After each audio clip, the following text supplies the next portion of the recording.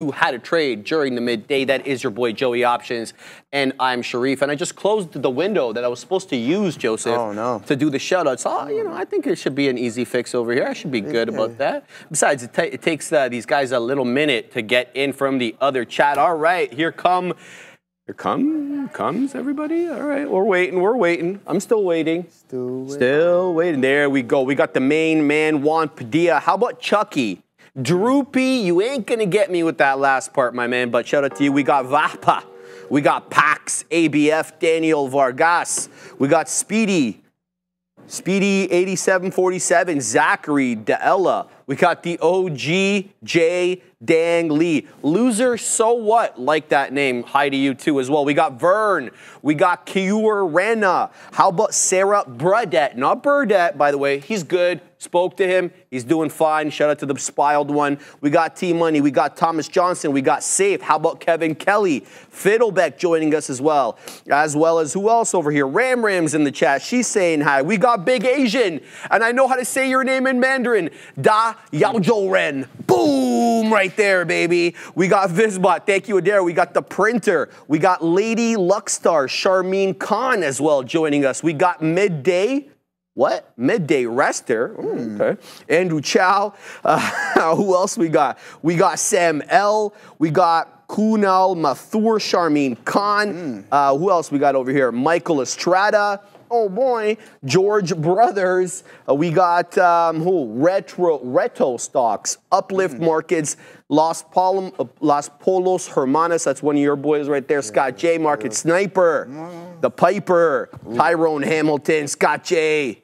Who else? My Dad's Account. Love that name. Fantastic. And then your boy there, Nimrod, coming in fast with the shekels. Hey guys, bought MBRX. It's halted and does it take my stop loss? Can it break 20% before my stop entered? I don't know, brother. We're gonna need to have a look a little bit more at that at the moment. But Joseph. Yes, sir.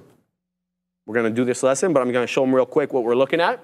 Show them what you're looking at, my guy. So we're involved in a trade, guys, right now. EDSA, we're taking some off the top there. Next level, I'm waiting for 71s, but this one is awfully volatile. Here it comes to the downside. This looks like a failed break, and that's where I'm going to get out right there, as that one failed VWAP. So I'm not going to dance with this one below the volume-weighted average price. We did de-risk a little bit there, but we give some back. Here is what I'm looking at, though, guys. There's lots of small-cap gappers today, lots that are halting to the upside and downside. MBRX in focus. This thing's up over 361%. If it can stay open, we'll trade it. AMOD also dancing with VWAP, but a whole bunch of lower highs. Kind of concerned about a flat bottom break there. AUR, this one looks awfully good. Headed to the high side here. Not the biggest percentage winner on the day, but a hell of a good looking bull flag. EDSA, the one I'm involved in. Again, you probably guessed why I was involved in it, because it weaseled on to the volume weighted average price. Keeping an eye on that. I'm going to change SMCI to MGOL because MGOL is going.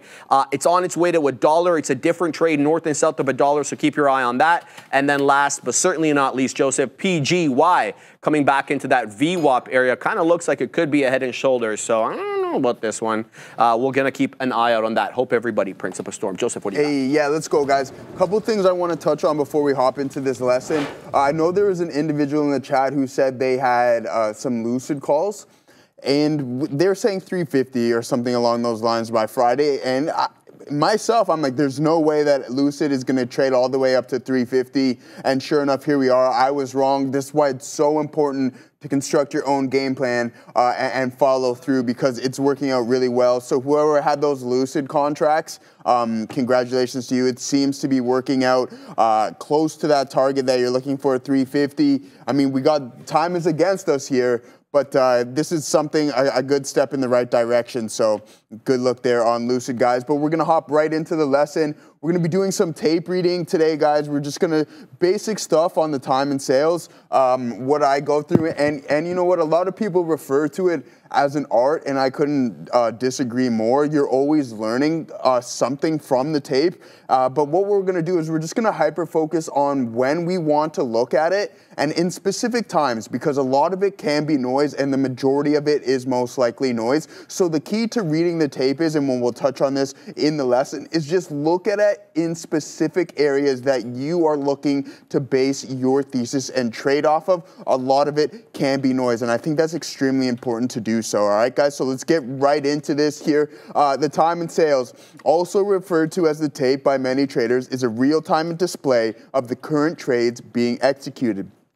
Simplistic enough, it shows important information, probably some of the most important information, such as time, the exact time the trade occurred, price, the exact price at which the trade was executed, size, the number of total lots shared or contracts traded, okay? And then trade condition, whether the trade, so what do I mean by trade condition? Whether the trade occurred at the bid, ask, or in between, okay? So that is extremely important. And one thing about the tape is that it's not misleading. We know that you can remove orders on the level 2. Spoofing is what you would like to call iceberg orders, but the time and sales does not lie, okay? Whatever transaction goes through is real time, and it is not displayed as any false, okay? So keep that in mind. The L2 can be misleading. We're not going to talk too much about it today. We will talk about it later. But one thing we do need to understand is that the time and sales is legit. It is never going to lie to you, all right? So understanding the bid and ask, when watching the tape, we're going to send it to an Adara in just 1 second. So understand the bid and ask. When watching the tape, you're watching real-time transactions, as we previously stated. These transactions can take place on multiple levels. At the bid, and inside the bid and ask, at and above the ask and at and below the bid. The bid is the highest price a buyer is willing to pay for that underlying asset, and the ask is referred to as the offer. It's the lowest price a seller is willing to let go of that underlying asset, okay? So keep that in mind. We're going to send it off to Adara and get right back. Something's going on with Apple, guys. Okay, get it, Adara. So Tim Cook just posted this tweet. I'll show you guys the tweet. This came out right at 11 a.m. sharp, basically saying, get ready to meet the newest member of the family. Hashtag Apple launch. It's going to be Wednesday, February 19th. So a week from yesterday, less than 7 days from now.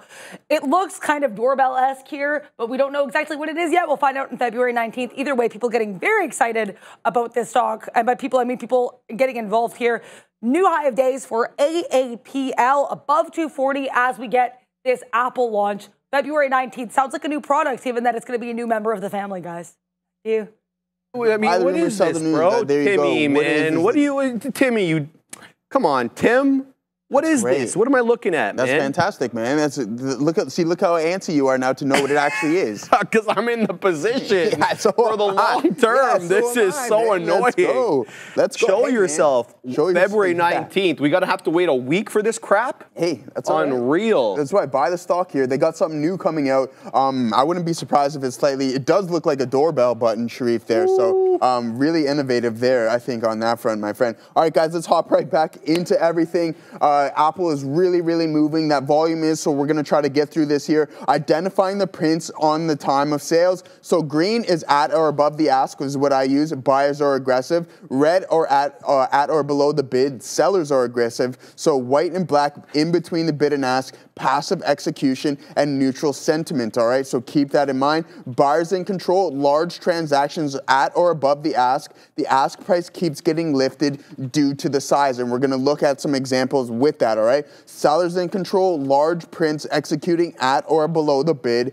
Bids continue to get hit, and price continues to move lower, okay? So now let's look at some examples here. So one thing here we have at the ask. I use two simplistic colors. I use a light green and then a darker green, and that's going to tell me if it's at the ask or at above it. I use black for in between the bid and ask, and then the same kind of gradient fill here with the bid. A light red with a darker red for a below the bid, okay? So keep that in mind, guys. Those are just some examples, and then we're going to look at this here. So how to use order flow in your trading system. For scalping/intraday trading, watch for aggressive buying and selling patterns to confirm possible direction of the trade and trend. In breakout and breakdown trades, look for consistent aggression above and below the bid or ask with high levels of volume, really important. For momentum and opening drives, analyze repeated prints in the direction of the momentum. Use custom color-coded time and sales to track which side is in control.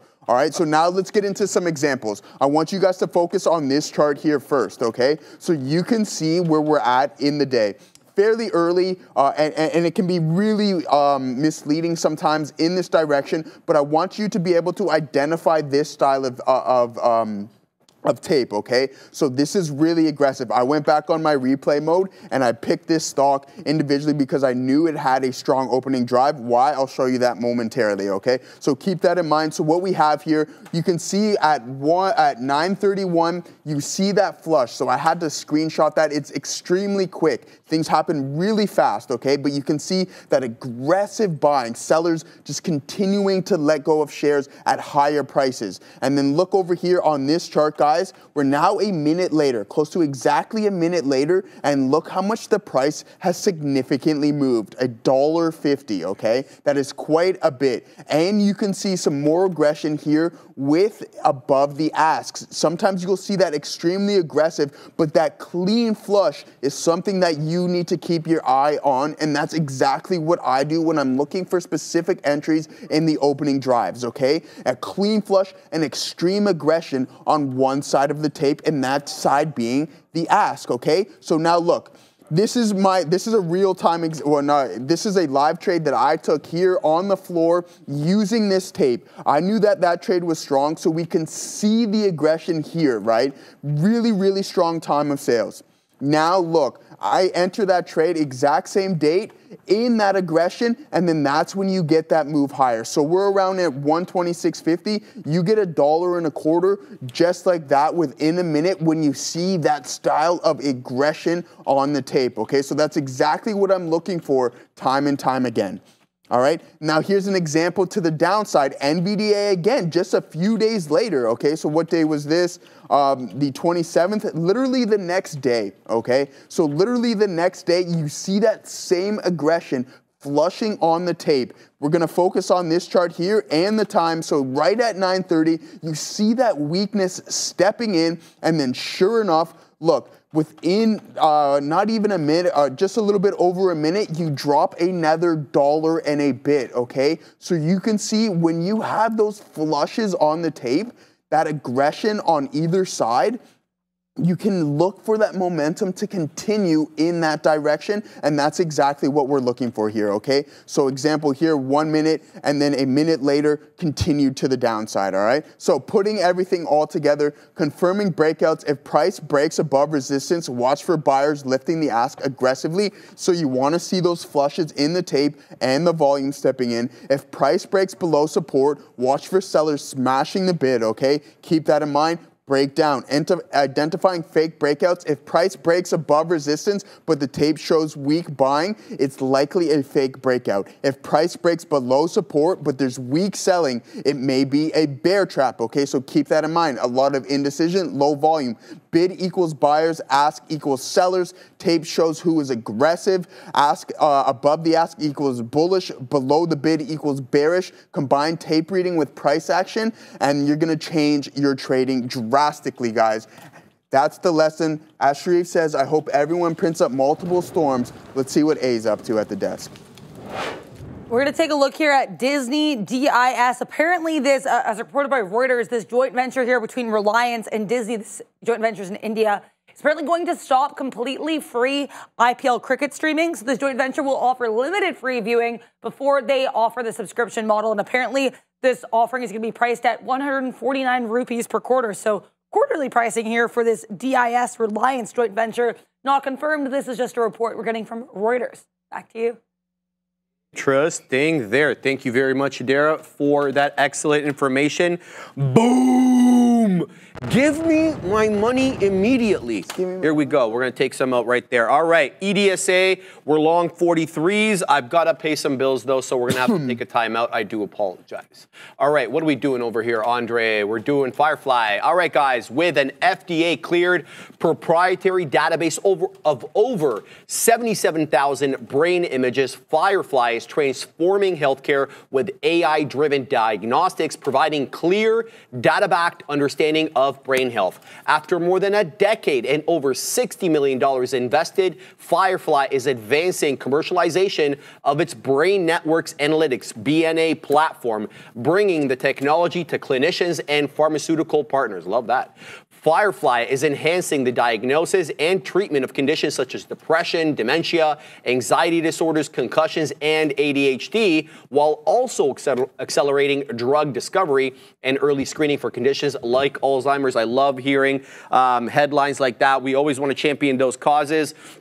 I know that that's a thing in my family, Alzheimer's, and it's ugly, real ugly. So if anything can be done about that, definitely going to champion that. All right, here we are. We're involved in EDSA. We're long 43s, baby. Now I'm seeing 72s. I got back in, and the reason I got back in because it defended VWAP. The reason I got into the trade was VWAP, and the reason I will get out of the trade is the volume weighted average price. Now I'm going to wait at 82s. We're going to see what comes from that. I'm hanging out a little bit higher right now, keeping my eye on EDSA. Now, I want to mention one very important thing. I've mentioned this before with these small cap gappers. The range per candle on EDSA is quite wide. It is not a narrow range. What the hell does that mean? Why is he talking about range per candle? I've never heard that. Well, it's something that I came up with. And what it means is it's very, very volatile within whatever time frame off which you're charting, 5, a minute, whatever. So what do you have to do in order to account for that? You need to account for that using sound stop placement. You can't be too tight with your stops. You'll get wicked out. Number 2, you have to be a bit more aggressive, in my humble opinion, about where you place your beak wetters, your profit takers. Well, why is that? Because it's got wide range per candle. So by definition, if that is true, it's moving quite aggressively from your entry, which should be at the lower end of the range, to the high end of the range. So keep that in mind. Let's see how many outs I have left on this bad boy. Yeah, we got one more out left. So we're waiting at 82s. Either I get stopped out through the break of 40 or I print at 82s. I'm also involved in CVS as a second day play. It was an earnings winner yesterday. They did quite well. They got a plethora of different upgrades today from all these different rating agencies. Very impressed with how they were able to generate revenue from their insurance business and shore up costs simultaneously. I'm in this one at 65. For one simple reason, the pullback into the volume weighted average price. Let me show it to you on the 5 over here, give you a better idea of what I'm looking at. CVS, by the way, guys, trades on the NYSE. All right, 1 second, Adair. I'll send it to you in a hot second. All right, so this is the entry into VWAP, a hold, a double bottom at 65, and then we move on our merry way. But this is the big but. It's putting in lower highs. So I need to be concerned about that. Great, VWAP hold, wow.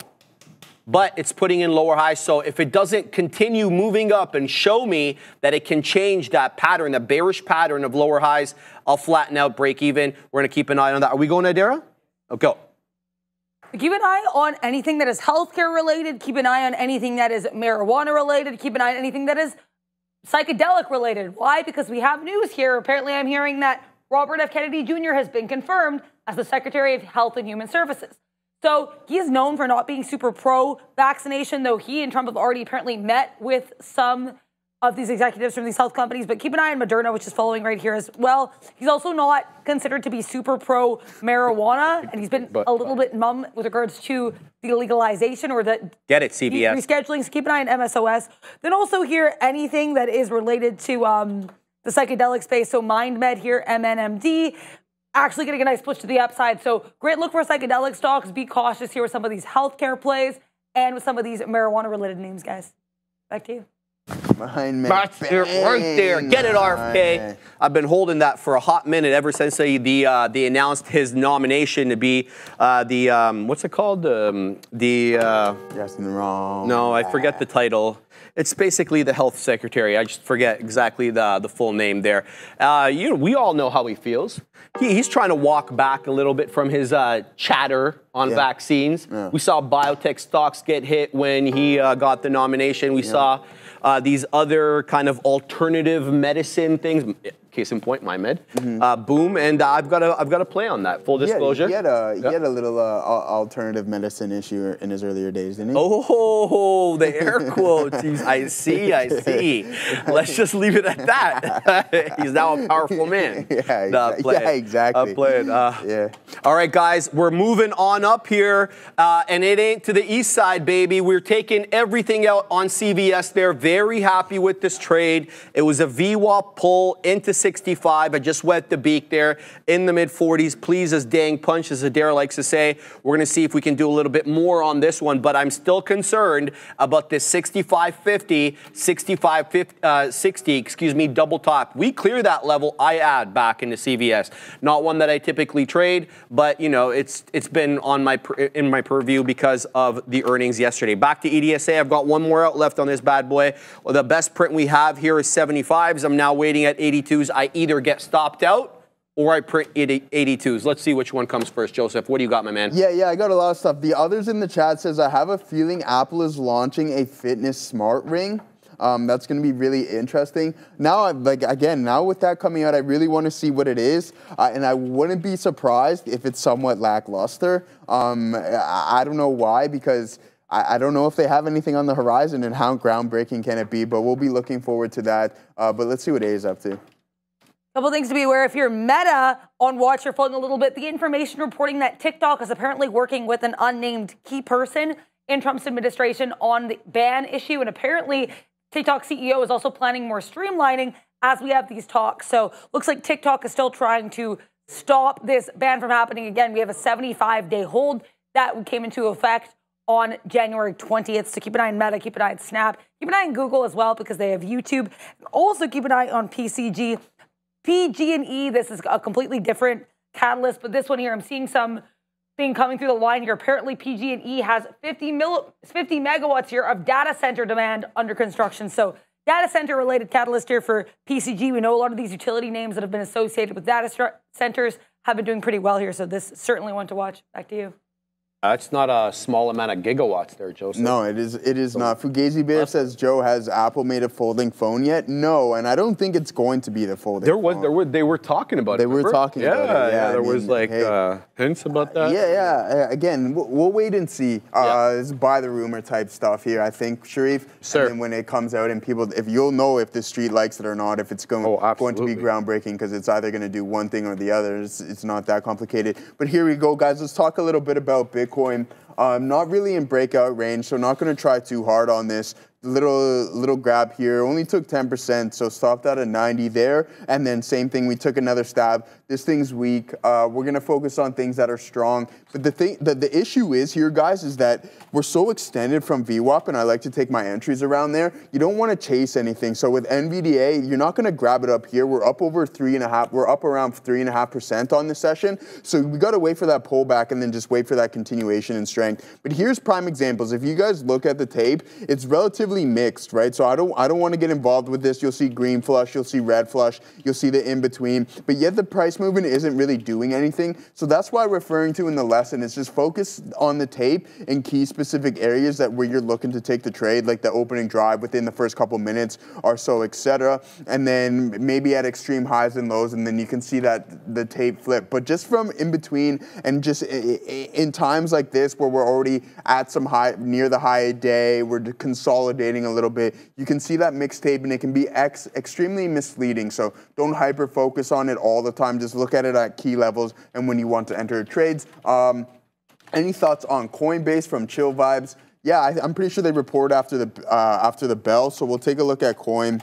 And again, like Hood did really well, especially in the crypto space. So what was it, up 700% year over year, Sharif? And they made record revs, so on execution revenue, but half of that came from crypto. So we need to keep that in mind. What is that going to do for Coinbase? Let's take a look at it from a daily perspective. It's extremely strong today, consolidating. It is forming lower highs, and that's okay, but let's see what we got going on from a daily. So we're in this range here a little bit, Sharif. That report's going to be really important. If Hood is reporting that it has significantly higher transactions in the crypto space, then I wouldn't be surprised if Coinbase kind of follows that lead as well too, guys. So we're going to be really patient. I know there's a levered ETF that Shreve told me about. It's like CoinL or something along those lines. Look to trade that from an intraday perspective if you think this is a little too expensive. But again, we'll sit and wait for that report. Don't think I'm going to trade it intraday right now. All right, guys. I'm keeping an eye, guys, on your comments. I do appreciate it.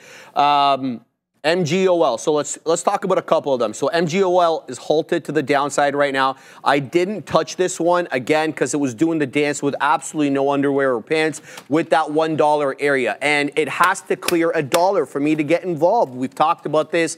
There are algos that will not trade or anything south of $1. There's also, you know, the 4 decimal places that give you more areas to post offers, which causes a bit of resistance to the high side. So I was actually debating here on MGOL to weasel in, even though south of $1 at around 83 pennies. That's where VWAP is on my chart. But then all hell broke loose because then it halted to the downside at 73 pennies, 10 pennies from where I would have gotten in. So needless to say, that one right now is on my S list. So we're not gonna touch that one at the moment. But I do want to cover AMOD, and I want to cover MBRX as well, because I hear you guys yelling about AMOD. That one is not to my liking. MBRX is. Obviously, the problem with it, it has a fantastic looking chart right now. It just doesn't stay open long enough. The liquidity is an issue. Getting in and out, obviously, is an issue unless you're posting your sell orders and buy orders ahead of time. I have trouble with these ones that halt to no end. I had a good trade on one a few weeks ago, I think.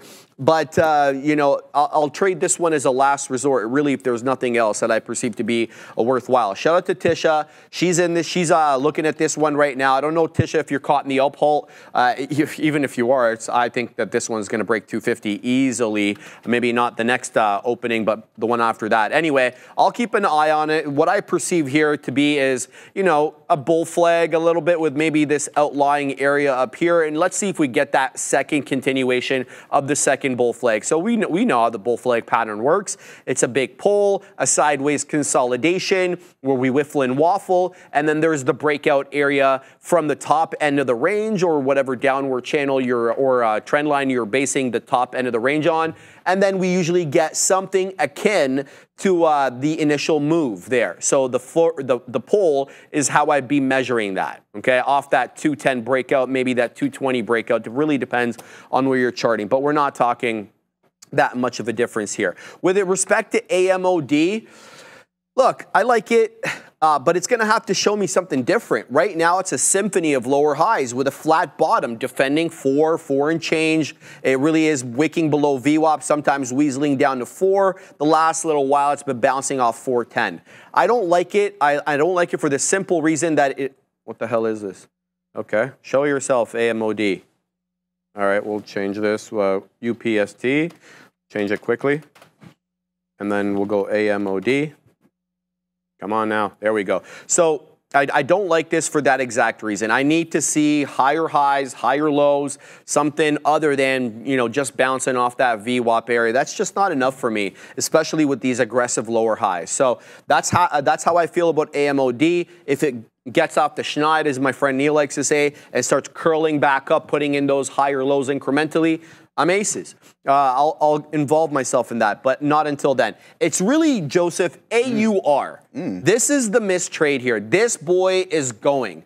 It was so strong that when it did this little consolidation area here for the initial bull flag, it was well off VWAP. Well off the whole dollar level. $8 is the closest whole dollar level there. It was just so strong that people were front running it, buying it at 810, and here we go again. We're moving to the high side here. High day right now is 865, so 8 2/3.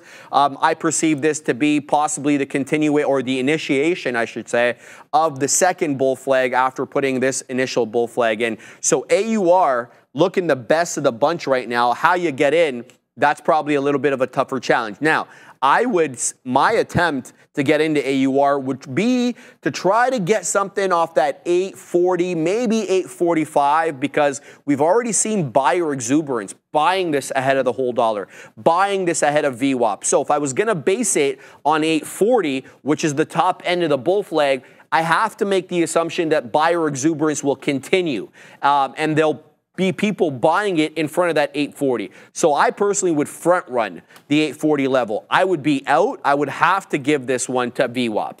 Okay, you don't have to give it to VWAP, but I think it's a sound strategy. So maybe you get in a piece of the position at 840, and then if it tanks, you DCA into VWAP. It's not really the ideal plan.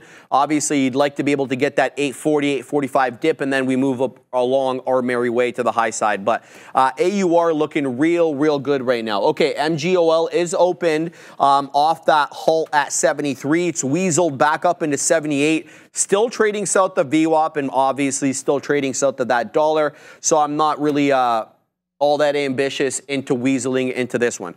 But I want to tell you about Upstart. Okay, because Upstart looks good here, and I'm trying to decide how I want to work into this one. I was about to work in, and then I decided a little bit better of it. Now, I would have had a decent trade on this one for like a 30-penny win or maybe a little bit more. Here's the deal with Upstart. Obviously, it's an earnings winner from yesterday. You can see that after a market move where we rocketed up. We made higher lows and higher highs yesterday, and we're continuing with that pattern today of higher lows and higher highs. The situation, though, is how do we work into this? It showed its tendency yesterday to not respect the volume-weighted average price. We had that initial move up at 930 from, where were we hanging out? Like low 80s, and then we worked up into almost 90, 89.50. We did retrace almost 50% of the move. So fibs would have been interesting here. We weaseled down to 84. And then we reclaim VWAP and make another higher high. So what I'm trying to say here, lacking eloquence, is it hasn't respected VWAP the last few times. So I'm kind of hesitant to want to base an entire trade on VWAP. So what I'm going to do is I'm going to continue to stare at it. And then I'm going to look for, thank you, dear. I'm going to look for higher highs and higher lows. Something to prove to me that, okay, VWAP is featuring here. It is going to be an area of support. So that's what my thinking is right now for Upstart. I don't mind working into this, a bit more expensive, but it's going to have to show me a marked change in trend. If it doesn't, I'm just going to let that one go, and then, you know, we'll look for something else. So Upstart in focus. Joseph, what do you got? Yeah, we got a lot of super chats here, guys. You went over the Nimrod one, I believe. Then we have Vecna. We do inputs before 1 p.m. It looks like they came in a little bit earlier there, Vecna. So there it is. I don't know how I feel about that, but again, your decision. But let's pull up my screen here because we got another $10 super chat here from Sadie B. Wow. So Sadie B, hopefully you're listening now. Hey, Joey Options. I have a Netflix May 16th, 2025 called Bang. Already, I'm not even done reading it. Thumbs up, you bought that time. Now up $1,674 or 19.25%. The underlying is making all-time highs, so I don't know what exit price is set, any formulas or advice. Yeah, we can do one thing. This thing is extremely strong. We know that they had record subscribers, beat the estimates, doubled the estimates actually. So here we go. Dang. One thing is okay, so now you have something that's heavily in the money. So now you just got to ask yourself, how much of that profit are you willing to give back? And then set your trailing stop to that.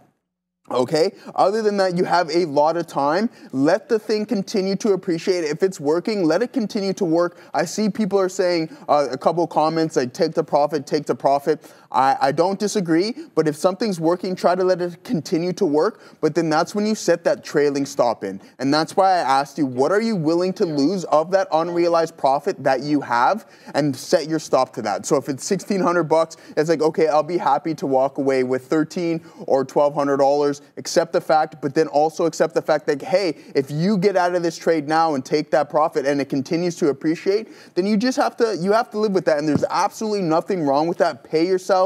So my advice to you would be write down your options, no pun intended, and then put that trailing stop in and then let that thing continue to move. But again, you got to make those decisions yourself. I can only help you, but let's see what A's up to. We have some news here. Thank you, Sharif, for bringing this to my attention because I did not see this come through But basically, Mullen here announcing around 11:30 a.m. that they're going to be doing a 1-for-60 reverse split. Mullen has a 16% short float. Keep an eye here on MULN. Trying to pop a little bit right now, but this is also, in case you didn't know, it's a penny stock right now, guys. Back to you. Thank you very much for that, Adara. Yeah. You go ahead, Joseph. Yeah. No, I'm just talking with some people. So, yeah, Sadie B says, thank you. The advice I need to know how to close out. I needed on how to close out. Thanks all who weighed in as well. Yeah, so again, you own that contract, right? So you can just go to close position if that's what you're referring to. Your broker will just allow you to do that, or you just sell that position. So that's it. Trailing stop, I think, is the best way. Congratulations on that trade. We agree with you on that Netflix trade. Live sports are full effect. WWE, they're playing football games, and they got a lot of new things in the pipeline as well too. So we like Netflix, Sharif. I didn't even know these guys just like made trucks, bro. That's all. They make trucks and vans. If we can show this, Andre. Yeah, I thought they actually made cars. I mean, maybe I'm thinking about Faraday. That's what I'm thinking. 110-mile range. No wonder nobody's buying this. 125 miles. Bro, where are you going to go with 125 miles? Somebody needs to tell these people. No, I mean, come on. Payload?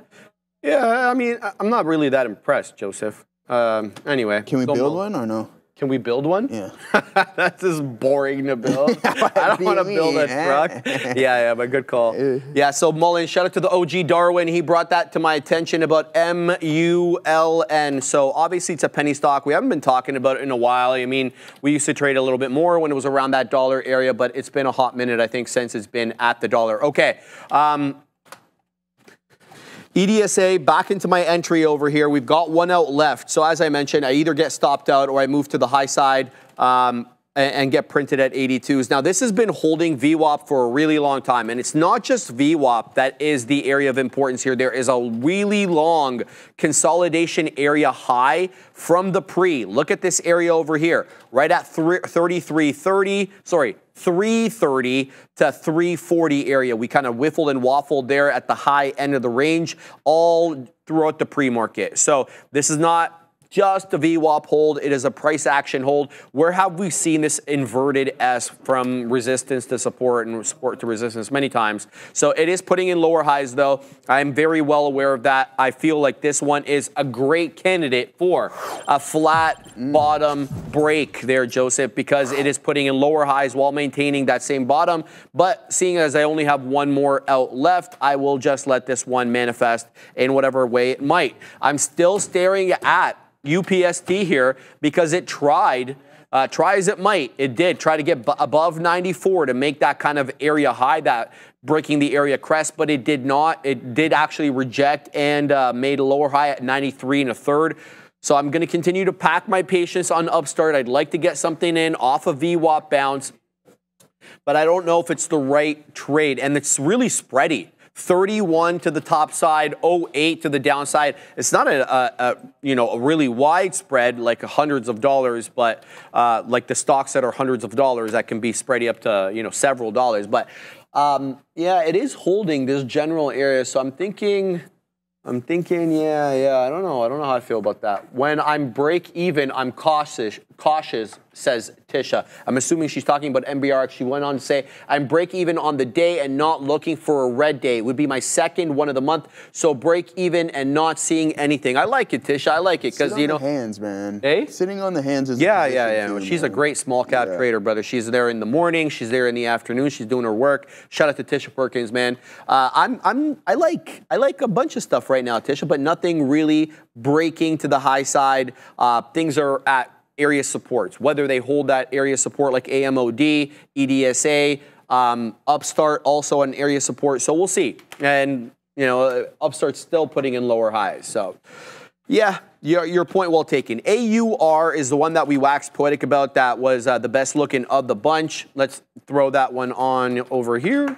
We'll take off ORMP. That's from yesterday. We'll throw on AUR, Joseph, because this is the one here that could be an interesting area, interesting entry right about here. And the reason I say right about here is because we cleared it. We cleared the $0.50 area and we got to 2/3 of a dollar. Now we're pulling back into the 10 exponential, and we've done that before and we've held every time. So I'm going long over here on AUR. I'm long at the $0.50. So let's see if we can wet our beak a little bit on the way up. I'm going to throw out some orders here to front run the high of the day. Obviously, we'll see if we can extract some profitability off this name. It's up 32% on the day, so it's not by any means, any stretch of the imagination, the biggest mover. It's also not a small cap gapper. It's a $14 2/3 billion market share, having traded 17.5 million shares on the day with a float of about 800 million shares, give or take. Let's have a look at what the short float is on AUR using Trade Ideas. We got about 8.21%, so decent. Not, anything huge, not negligible either. So we could definitely get something possibly squeezing to the high side. What is the catalyst on this monster? AUR, Aurora Innovation. So they got, I think that they were an earnings winner. Hold on, let me have a look over here because they got a whole bunch of target upgrades. Yeah, so they are an earnings winner. It looks as if they reported on the 12th. So yesterday, company reported its financial results and ended December 31st, 2024. All right, so you can go and have a look at their earnings results if you'd like, but there is also multiple upgrades. Cantor Fitzgerald upgrading them only Cantor actually. Yeah, that's all I see right now. Cantor Fitzgerald giving them an upgrade. They reported earnings. We'll have to see how they do. I'm waiting at 56s. Adair's at the big desk. Just be aware here, Google, interesting little catalyst. Bloomberg reporting that Mexico has threatened to sue Google over its Gulf of America update for the map. So in case you missed it, they did change it on their Google apps from Gulf of Mexico to Gulf of America. We know Donald Trump has been speaking pretty frequently about how he wants it to be called Gulf of America, but apparently Mexico does not like that because they have threatened to sue Google. This is just reported here by Bloomberg, so just be aware here, GOOGL, potential lawsuit threat from Mexico. Back to you. Hey. Don't do that stuff. Whatever, bro. Don't do that stuff. They're still showing it as Gulf of Mexico in Mexico. And then everybody outside. No. So in Mexico, they'll see it Gulf of Mexico. In America, they'll see Gulf of America. And then if you're outside of both those countries, you'll see both. You'll see both. Yeah. Well, That's what I love Mexico, so I'll always consider it the Gulf of Mexico. Oh, so, yeah. They're going to come at you. Yeah, they're gonna, I got to watch out for that. All right, hey, what's wrong with it? I love that place, man. Andre said that the land out there was Mexico before, obviously, before the Mexican-American War. And, we don't have to go down that. But your point, very well taken, Andre. Thank you for that, Andre. Uplift Market says, Joe, how can I play coin earnings today? I was thinking straddle, don't know what side, but I expect a big move. Well, that's why you play the straddle, right? You buy it, put in a call at the same strike price, and then hopefully expect a drastic move. So what I did for you, Uplift Market, it's essentially just a 5-minute orb on the earnings report, right? So I told you guys yesterday, don't play the volatility spike, but once that 5-minute candle prints, there's other ways that you can play these earnings, and sure enough, that's what I was doing last night as well too. So maybe we'll do a lesson on that one, because we don't do it here, but again, we'll maybe do a lesson on that, but straddle is the way to go, or you're strangle. You don't know the direction, so again, just phase off a little bit. You don't know direction, then the straddle is the way to go. I think you have the right idea. What was the previous one? Okay, so you want a coin, right? Yes. Here it is. All right, so Coinbase, my man. Last time we dropped aggressively 15.3. This time they're expecting plus or minus 8.5. I don't know what we were expecting last time, because I think is that what you were asking for? No, I just wanted to know what the previous move was, right? And you said around 15 or so to the downside. Yep. So yeah, I mean, there you go. Again, it might exceed that. I think it does, especially with the news on Hood. And I don't know. I guess Coinbase isn't going to be doing those event contracts that I found extremely interesting. That's just another word for like gambling on events, I guess. Man, all these brokerages, they all feel like but I can bet on weather now. It's the name though. It's like event contracts. Stop trying to put some icing on top of it. You know what I mean? We all know what it is. You're not going to change the name of it. But hopefully that helps you out with coin there, guys. We're short Hood right now as well too. I'll pull that up for you before we send it off to Sharif. And I was looking at Reddit too. I heard the boys just talking about Obi was like, man, there's a lot going on this morning, and he was right. There's so many things. So what I did, Sharif, and I told you I'd do this before, it's like At nighttime, I just manifest and I just dig deep and I just constantly think about what I'm going to do from an execution standpoint. And I told myself this morning that I was just going to hyper-focus on Hood, and that's what I did in the morning. So we're going to continue to look at this name. It was up a crazy amount after hours.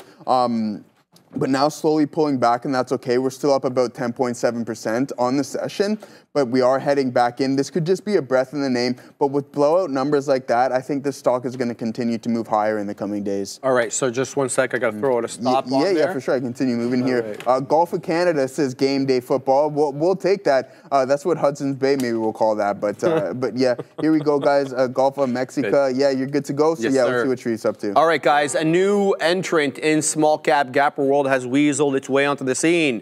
It goes by the ticker DOMH. Again, this is another one very similar to EDSA. It has wide ranges per candle. It's not a tight move here, so you're going to have to account for that when you're getting in. Let's talk a little bit about it. This is a small capper. It's about $63 million market cap. Light volume, though, guys, so far. About 3 3/4 million shares traded, and we're about 15 minutes from lunch, so that's kind of light. The float's decent. 3.7 million shares, a little bit lighter than 3.7, high 3.6s.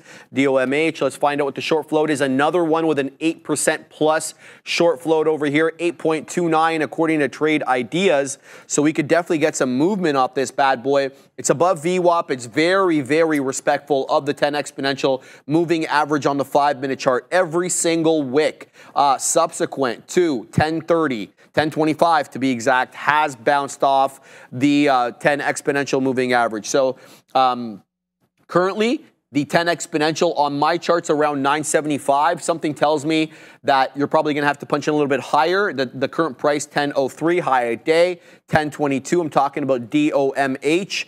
We're well above the pre-market highs. You can kind of see that. We're well above VWAP. So all the rules are being met here in terms of my rules for trading these small cap gappers. Now we're just going to have to refine the entry. So DOMH becomes like the main one on watch right now. I'm still involved with AUR of what might be a couple of times, but there does seem to be a bit of a seller right now in the low 60s, low to mid 60s. I'm waiting mid 60s. So we're going to have to pack our patience and see exactly what we get there. I'm still keeping an eye, obviously, on AUR. Where is it at?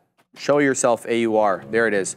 We're going to keep an eye out on that, obviously. And then CVS, I'm not going to trade that one right now as it's coming right back down into that area. Upstart as well, losing VWAP, Joseph. So I was kind of very happy I didn't work my way into Upstart and insist on VWAP because I told you guys yesterday it didn't respect VWAP. It's having trouble with it again today. It seems like it's respecting the 50 exponential moving average on the 5-minute chart, which is kind of what I'm looking at on my side chart there. So that's what I'm looking at. There's not much to talk about. EDSA, I did get stopped out of the last little bit there for a 5-penny loser. I had one more out on this one. We're still positive on it though.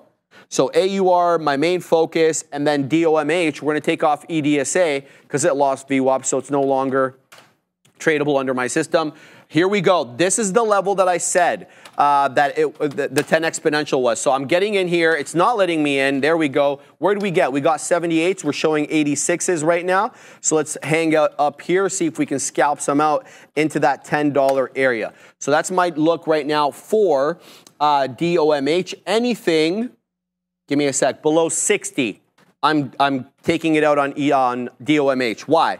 Because I got in for the 10 exponential. So I'm not going to plan on DCAing until I'm in the money. That isn't how I trade nor how I want to. So that's what I'm doing right now with DOMH. We just got some out there, Joseph. All right, let's see if we can get some out here. I'm waiting in front of 10. It's showing me 95s. I'm actually waiting at 95. So if we can cross, I'll get the print. There it is. Boom. To the high side. Appreciate you. Now we're going to wait on the north side of 10. We're going to wait at 07. See if we can move back up there. 22s, guys. On DOMH, the HOD, the high of the day right now. Let's see if this bad boy wants to continue to respect the 10 exponential. Right now, it looks like as if there is some selling coming in. Iceberg at 10. Nothing really posted on the book. You can kind of see that just like all ones with nothing coming in. So we'll see if this bad boy wants to head back to the high side, 46% and going here, baby. Hey, let's go. Glass guy in the chat, what you said there, I was actually just laughing so hard. What do you say? It was actually funny. No, I don't know. I'm a dry humor type of guy, and he just said it's nothing crazy. I just find that stuff like hilarious. No, I'm assuming he's American, but he's like, New Mexico is now South Colorado. So I don't know. It's not that funny, but I think stuff like that is borderline hilarious. It's all humor, all fun and games. But I mean, here we go, guys. We got Money Talks asking for something. $5 super chat from Holy, they're coming in fast. Yeah, they're coming fast and furious today, Sharif. I see the other one from Jedi. It says, Joe, can you check out SN again for me? Dip by 104, looking to bounce into VWAP. Absolutely. So dip by 104. Oh, okay. You're going to get the nod from me from an intraday perspective, right? It's not the most liquid thing here, Money Talks. We got to keep that in mind, but you have the right idea. Right, and you know exactly what I'm going to point out here is like, look at this this pivot here. You got that doji hammer with that volume signature. So again, the risk profile is already laid out for you. If it breaks 102.41, you're out of there, and you have your profit target set 111 to VWAP or something along those lines. It wasn't me. I don't know who hit What happened? What was it? I didn't see it. Oh, was it? Oh boy, yeah. We'll hit that again. So there it is. I mean, hopefully that worked for you because you're a couple dollars in the money there, Money Talks. So again, good looking out for those turnaround signals. You nailed that one on the head. Not the most liquid, so keep that in mind. You have your out unless you're going to go break even if you've taken profit already. So 102 out of dodge, and then you can look for that profit target somewhere around here and continue with that trade. So good luck there. We got another super chat here. Sharif, what to expect from DraftKings? 250 DOP. I'm not too sure what that is. We'll take a look at DraftKings. I'm pretty sure they report after the bell too, guys. So we'll take a look at that right after we get back from Madeira. Just be aware here of Google. We had that report earlier with regards to the Gulf of America. Now we're actually seeing Business Insider. I'm seeing this circulating here on social media. Apparently Business Insider reporting that XAI, which is of course run by Elon Musk, is apparently working on a deep search tool to compete with both Google and OpenAI. So with that in mind, keep an eye on GOOGL as well as MSFT. Microsoft, of course, is a major investor in OpenAI. Back to you. Send it to Sharif real quick. Intraday perspective looking really good. I'll pull up the expected move here on DraftKings and see what we're looking at there. See what the options market's pricing in. And about 8.2% expected move here, EM, on DKNG. Running into some key levels here, guys. We're not quite at those all-time highs. We know that sports betting is just each state has their own provisions on it and they continue to legalize it. So you just got to wait on that. But I think the numbers are going to be here pretty good here in DraftKings. All right, bro. Okay, so DOMH, we got some out at 10s. I'm now waiting at 15, super close to getting that 15 print and cross, and then at 33s. I've got 2 more outs left. So far, doing okay on this one, but it's not really moving beyond that $10 area with any vigor. And I get that, right? $10, the whole dollar area. It's also the $10 area. So we could encounter some resistance at this level. We'll have to see if we can get above and stay above 10 on a closing basis. We have been already above it, well above it on a wick basis. Entirely different, though, than a closing print. Oh, here we go. More super chats. Bro, they're coming in fast and furious, my man. Buddy. Here, let's show this person. Flying Auditor. I like that $10 super chat. We're going to throw the cash there for you.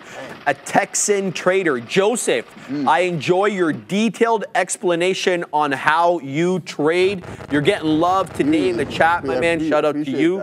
Yeah, he's appreciative of that. Shout out to Flying Auditor, a Texan Trader. Shout out to you, my man. Appreciate the super chat.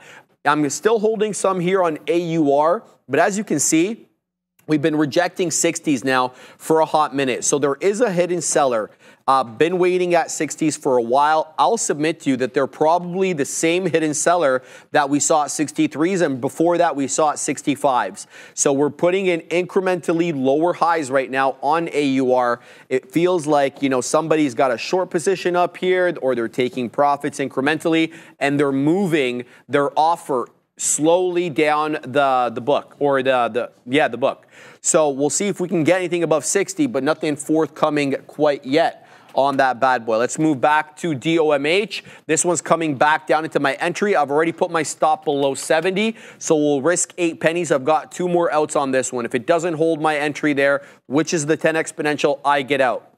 Also, in addition to my entry being at around that level. Look at this area trough. This is the lower, the higher low. So this 970 pullback right there that we printed at 1141. That's the area low. So if we make a newer low below that, well, then that's not the trade for me, because then we're changing the pattern of higher highs and higher lows into a lower low. So it's going to have to hold that area. Otherwise, I stop out. So those are the two trades I'm in right now. I don't see anything else much to my liking. I know SMCI is a monster today, and it looks awfully good. So maybe we can have a little bit of a look at that. It's up 4% and change, or was at least last time I looked at it. So this is the 5-minute on SMCI. Let me just throw out the ticker there so you guys can follow along. I still have to work it out a little bit there. Yeah. Work out. Was that for me? Or are you still? No, you're still I was just cooking up listening to over what there? you were talking about. Oh, okay, yeah. Eavesdropping on your conversation. Andre and I got a little conversation. Right. You're gonna have to put that to Spanish there. Bro, he speaks Portuguese. But it's close, man. It's close. You can I love it. I love it. We always do this. You and I. I know, but I know. So SMCI, here's the deal. It just breached the 10 on a quick wick basis. It's a 3-candle red pullback, but SMCI has been putting in higher lows for the majority of the morning with that kind of bull flag looking shape. So, a pullback on SMCI here could be money. It just really depends on how you get in and whether we continue on our merry way to the high side. We're still below yesterday's high. So, realistically speaking, we could get up into that $44 area without encountering real resistance. The high was around 44.5. So we're at 41.5 right now, with 41.94, essentially 42 being the high. We could squeeze up a couple of bucks. That's one side. The other side is we're putting lower highs and lower lows from yesterday, right? So we got that 44.50 high and then 41.94 high. We also have a lower low today with that 37.50 high yesterday. The worst we could do was about 38 4/5. So, maybe not a good trade on SMCI based on yesterday's price levels, but we'll have to wait and see there. So I'm in DOMH, I'm in AUR. Neither of them is forthcoming to the high side right now. I'm packing my patience. See what we can extract off this one, Joseph. Yeah, that's nice stuff there. So, guys, we're going to continue to look at Hood, guys. We're starting to break through some key support levels, so that's just why I decided to take the break of this level. We know that we had a really, really strong earnings report in this name, giving back some of those gains, and that's okay. I do think for the foreseeable future, with those types of numbers, you're going to continue to grow in this stock. But as we start to depreciate here, we're going to start trimming some off here, Sharif, because we're starting to head lower and lower as the likes of NVDA and the overall market are coming in as well. But Apple holding up extremely strong, so that's a total positive sign. But one thing that I want to look at as well, too, guys, is Meta. Meta is just putting in another solid day. We're kind of hovering around some highs, so we'll continue to monitor that. But as of right now, I mentioned that Hood is my primary focus. I'm not usually used to trading it. I haven't traded it too many times. But again, just the same thesis. I see those numbers. I see the strength in the after hours. And you just look for the continuation of that strength and in those names, guys. So, yes, the markets are falling. Guys, continue to let us know what you're looking at in the chat. Hopefully, we went over all the super chats as well, Sharif, because I know a lot were coming in pretty quick. DKA, did you read Don't Fight the Fed in there? Did you read his? DKNG, fair value, $90 longs will get you paid today, he says in DKNG. And then we went over Jedi's, and you went over Flying Auditor as well, too. So, yeah, guys, thank you so much for those contributions. It goes a long way and very much appreciated. Let's take a look at NVDA and see what we got going on from that standpoint. The thing is strong. I mentioned that yesterday might have been a breath in this stock, so we know that it didn't really do too much in the session, but one thing is that we didn't give up much of the grounds that we gained, and then now we're pushing back in towards this gap and filling this gap even more. I do believe that before the report, we might even see 140. I said by the end of the week, we close around 130s or so, and I think that's going to be the case. We got about a day and a half left in trading, and this name is continuing to be strong. You can see that the market is pulling back, and it is holding up relatively strong. Same with Apple. So those are the names that you want to just continue to hold and continue with the strength. Somebody in the chat asked me about some Tesla options as well, too. The thing is, with this name, I'm not looking to necessarily go long just yet, even though we had a strong early session and yesterday as well too. But again, you can still see sellers aggressively stepping in at key times. This can tell me like, hey, we're on these pullbacks. They're a little deeper than expected. Is it turnaround type price action? And for me, that answer is going to be no. Can I be wrong? Absolutely, considering that we're still about 30% off those all-time highs, Sharif, 28 to be exact. I think it's going to take a little bit of time and some positive news in this name for it to completely turn around. I mentioned that I'm bullish long-term in this name. I will continue to be so. But as for this duration, I don't think we're ready to construct any new all-time highs or even potentially go and test them just yet, Sharif. All right, Nimit, here it is. BSLK. Bolt Projects Holding, $25 million market cap, Nimit, with good volume on the day. It's 80 pennies, but we've got 46 million shares traded so far with a float of, I see, sub 1 million, 577,000. Here's the deal, Nimit. This is what they posted. This is why they were moving. 11.25, it came in, or it's posted at 11.18. Another exciting partnership coming soon, powered by Bolt. What is with the cryptic messages today? Apple, Bolt, what the hell is going on? But it's a good looker, my man. BSLK up 168.25% is not halted. It's trading at around 81 pennies and change right now, with the high of the day at around 85. So it's obviously a rocket ship. It's well extended away from the 10 exponential on the 5, well extended away from VWAP, which is at around 61 pennies. So be careful getting into this one, but it does have a catalyst, obviously very cryptic, and doesn't mean a whole lot to people. I mean, I don't know what the hell I'm looking at here. I don't care either. So that's what it is. Nimit, good look there. Shout out to you. I'm going to throw it on the side chart. Like AMOD is doing bupkis. It's below VWAP. So why not throw it in BSLK? We'll see if this one can pop up and continue to go. Adara, what's up? There's a lot happening now in the market. As Sharif just mentioned here, we have Apple teasing a little reveal that's going to be next Wednesday. We'll have to stay tuned for that. But you don't have to stay tuned for long to find out what's happening here with reciprocal tariffs. It's going to be at 1 p.m. We get the big one, according to Trump, when it comes to reciprocal tariffs announcement. So stay tuned for that. S&P 500 basically pushing up here off the open, running to a bit of resistance at that 607.40 area, and then dropping to the downside, still up about 0.5% on the day. See how the NASDAQ is doing, because they've been looking pretty similar. NASDAQ looks almost exactly the same, up a little bit better, though, up just shy of 1% right now. Keep an eye on all these social media stocks, because TikTok apparently still in talks with the Trump administration with regards to streamlining, and also apparently with being able to kind of try to skirt this ban that is set for 75 days from January 20th. Of course, it was supposed to be on January 19th, but it was postponed.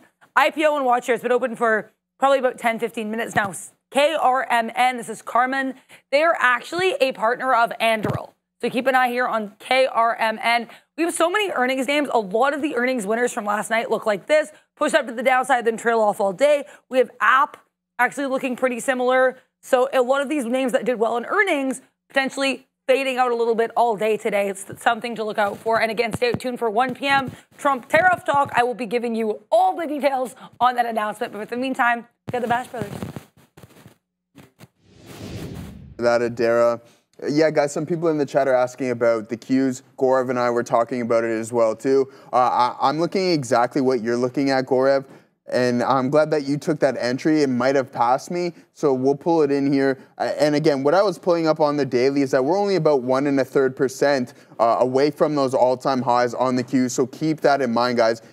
Super strong market. We're recovering a lot of the grounds that we lost. That's exactly what you want to see. You want to see these buyers really start to step in. But Gorev and I are looking at this hammer print on the Qs 5-minute, me specifically. So one thing that I like, Gorev, is that, yeah, okay, now this is really printing up for you. Nice starter position, man.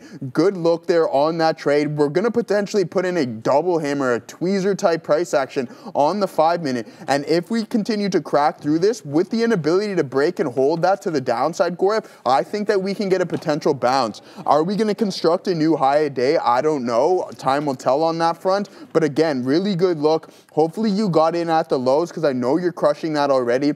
I'm kind of starting to wish I took that trade, but that's okay. This thing is going to continue to be strong. The market is strong, especially with NVDA leading the way. That's exactly what we need to see. If NVDA decides that it wants to construct new all-time highs on that earnings report coming up on the 26th, I think the Qs are going to do the exact same thing. The Nasdaq will do the exact same thing. Let's take a look at SPY here.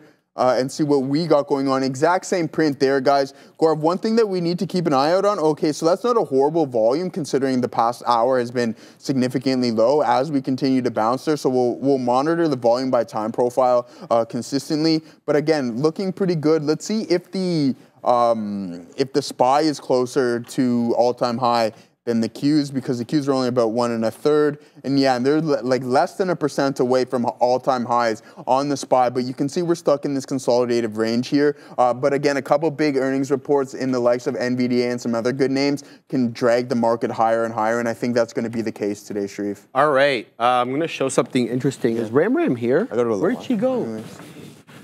Oh, no, it has more to do with her. I don't need anything. You'll see in a second.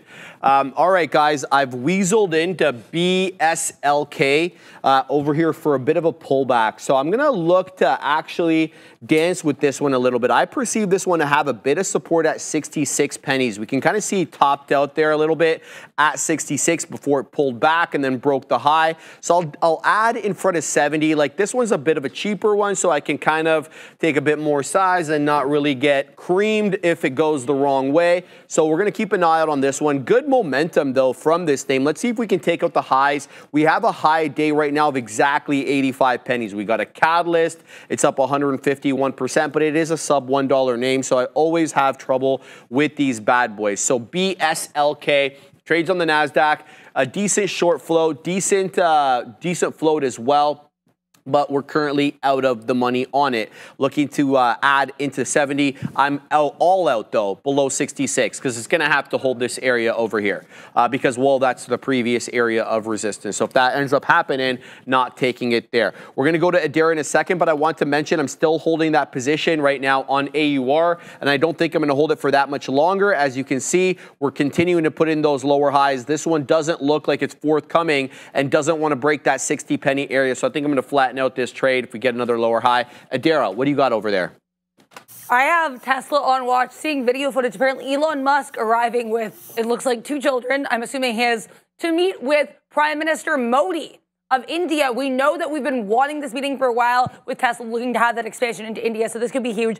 We were also seeing reports that he was likely to meet with Modi when Modi arrived in the U.S., so just be aware here. Apparently, Elon Musk arriving, planning to meet him, guys. TSLA. I like what on the blockchain says. She's in her office. Just make sure you knock before entering. So you got my joke yesterday. I do appreciate that.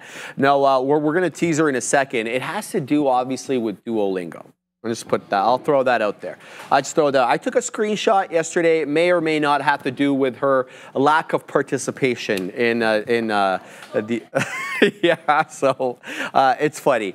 All right. Well, we're still involved in this one right now. Looking to build a position in BSLK. Just don't want to be caught on a V-shaped retracement. God knows I've been caught in these ones before, especially with these sub $1 stocks, as I always find it really hard to keep moving to the high side. We'll see if this one acts any different right now. SMCI's taking out highs again. It's at the high of the day, 41.98. It did breach the 10 exponential, which is kind of why I didn't want to get into it, because I had been respecting it before, but shows how much I know. SMCI taking out the highs at $42. Again, I think we could theoretically and realistically, realistically get in about that 44 and still maintain that lower low, lower high situation that we had from yesterday. So it won't be an outsized day, but SMCI could be back to the high side over here at $42. Could take out those levels. Keep your eye out on that. Obviously, they didn't report. They didn't file, their report from last year as they were required, but I think they do have a few more days based upon the NASDAQ's deadline day. So we'll see exactly what all happens there. Just keeping an eye on some other tickers. DOMH, I got stopped out of for the last remaining amount. Where's that bad boy? Yeah. So we scalped nicely on there. Then I gave back a little bit on DOMH. It's been holding the 20 exponential around 9.5. If it holds it and then curls back up, I can be involved with that one. But at the moment, don't really want to add at the 20. It's not an area that I had predicted or I had basically looked at. Upstart, I see you guys calling that. Upstart is, well, it's breaking down below VWAP right now, and that's not to my liking. I was looking at Upstart for a VWAP hold. That was not forthcoming at all. It held VWAP for just a skosh. I mean, I had a little bit of 3-candle, 4-candle hold up, and then we went down along on our merry way. I think the low of the day right now is around 90 1/3. That ain't the level for me. We also broke below the IB high, or not the IB high, the opening range high at around 91.75. So again, this is not for me right now, Upstart, unless you're taking it short. So that's all I'm looking at now. Oh, wow, DOMH is losing the bid. It did not hold the 20 or the $0.50 at all. Look at it go down. DOMH could be an interesting long at 9. There's the hold dollar there as well as the volume weighted average price. So I'm going to put an alert on my side chart over here for that 9. I'll throw it around like 9.10 or whatever so I can have advanced notice of the level. But DOMH is losing the bid at the moment. It's breaking down into that $0.25. It could be an interesting long at 9, but I won't be guessing. It's going to have to prove itself. Show yourself. Here we go. BLSK back to the high side. We're break even. I'm waiting. There we go. There's the first print, third print, fourth print. Let's see if we can get the 5th. Come on, baby. Let's go. All right, we're going to hang out at 84 pennies. Joseph, there we go. Throw another order there. Zagging right now. BSLK having trouble taking out the highs. 85 penny the high. So I was able to take out substantial amounts there. But again, lower high. This could be trouble. BSLK. That's 3 lower highs in a row now right now in the 5-minute. Whether or not we got to move up, that is 3 lower highs. So I am on the lookout right now for a bigger pullback in. Could be coming into 65 pennies. And here it comes. I had a feeling, bro. Here it comes. I guarantee you this drops aggressively. Let's see if we can get the ad at 70. And if it holds up at VWAP. Currently, the 5-minute candle is the ugliest topping tail candle right now. Look at that. It takes out all those levels and then aggressively sells to the downside. This is losing the bid, Joseph. What do you got? Yeah, I'm in some NVDA here. Gaurav and I just talking about it, but some individuals in the chat were asking me about INTC. We'll touch on that briefly. But Gaurav, I'm not in love with this entry. I do like the Qs one slightly more. We haven't even tested the VWAP or anything. So around 134.59, I'm going to get out of Dodge here. So it'll give me about 40 cents or so of risk. That's my game plan on NVDA, but I also want to see if it can go and test a high day, up just under 3% on the session. Let's take a look at INTC. I know Obi was trading that this morning as well too. So he's the individual. Who was it? Was it Westwester or 2NY? Was asking me. Yeah, 2NY was asking me to take a look at Intel to see if we got any potential long call options. Again, man, this name has been in the dumps for so long, in my opinion. I just don't trade it, and I don't trade it well, so I don't do too much due diligence. I don't do any like mental capital expenditure on this thing to tell you like, hey, continue to move it to the top side. So I'll have to read a little bit more on it. But if you're looking for call options, one thing you got to note here is that the volume is really starting to pick up, and then you can see that daily average true range starting to increase too. So with that, you're going to have heightened premium, so the volatility is up, that equals more premium. So you're going to pay more for that. And then if it doesn't continue, then you're stuck with something that's worth more than it's been price gouged, essentially more than what you're looking for. And then now you're just like, oh, it's not going to appreciate enough for me to be profitable. So just keep that in mind. I can't tell you any specific entry on INTC. You're going to run into some key specific, some key levels here, such as this resistance zone around that 2661. So keep that in mind. It has now breached that gap again. So all gaps on good stocks will eventually get filled. Is this going to be the case here on INTC? There's some potential news there. Sharif was talking about TSM and INTC teaming up, so that can be extremely positive for this name. But again, wait for a pullback. It's now testing these levels. If you get that pullback, then you can look to enter. And if you don't, then just find something else to trade. Find a strong name. And that's just what I stick by. Like I don't want to fight trends. People were asking about AMD the other day as well, too. And to be honest with you, AMD hasn't been on my radar. I haven't been paying attention to the stock. For my style of trading, it's not in play for the system, and that's okay. There's other things. So like, look at this downtrend. You're not getting those pops in it. You have those one-off days where it's like, okay, Let's see if we get a little bit of a rally, a relief rally. But again, we don't get them too much, and they're not extremely strong, nor are they deep. So keep that in mind. But one thing I will point out here, though, Sharif, is that volume. Have we put in a potential bottom around that 105 level? Possibly. If we have the inability to crack that, then maybe it's ready to recover somewhat. But this name needs a lot for it to get going, and I don't know if it's coming just yet. All right, I'm going to save this one for when she gets back. All right, here we go. We got it ready, though, Joseph. Oh, is that the duo? Yeah. All right. Shout out to my man, Luca. He's got he sent me this graph. Yeah. And it's egg prices. Egg prices. But it's down from the States. So egg prices are going through the roof. Yeah, again they had that last year or the year before, too. They had that trouble, I think, last year or the year before, something like that. In Canada, we're a little protected, though, thankfully. Oh, yeah? We have, like, this kind of, I don't even know what it's called. It's like a commission where all the egg farmers, they have to sell their eggs to this, like, wholesaler that they're all kind of a part of, and then the wholesaler is the one that kind of determines price. So you keep the price fixed. Milk is the same way. Eggs, all like the staples, you would say, for food, kind of controlled in that way. So we don't have nearly as much price fluctuations with our food as the Americans do. We do with other things that are not controlled. Eggs, milk, one of the two items that are controlled. So we definitely didn't have that boost up, but I'm still paying the same thing that I'm paying at Costco or wherever I'm getting. Is that where you shop at, Costco? Sometimes I'll get the big 36s. Oh, okay, because you're big. Yeah, you're a big A guy. Dude, right? 12 a day. Yeah. Going through 12 a day. Jeez. Right? So yeah, that's like 3 days worth. Oh, she's arrived. Ram. You're I on have their something side, for he you. said. She's arrived.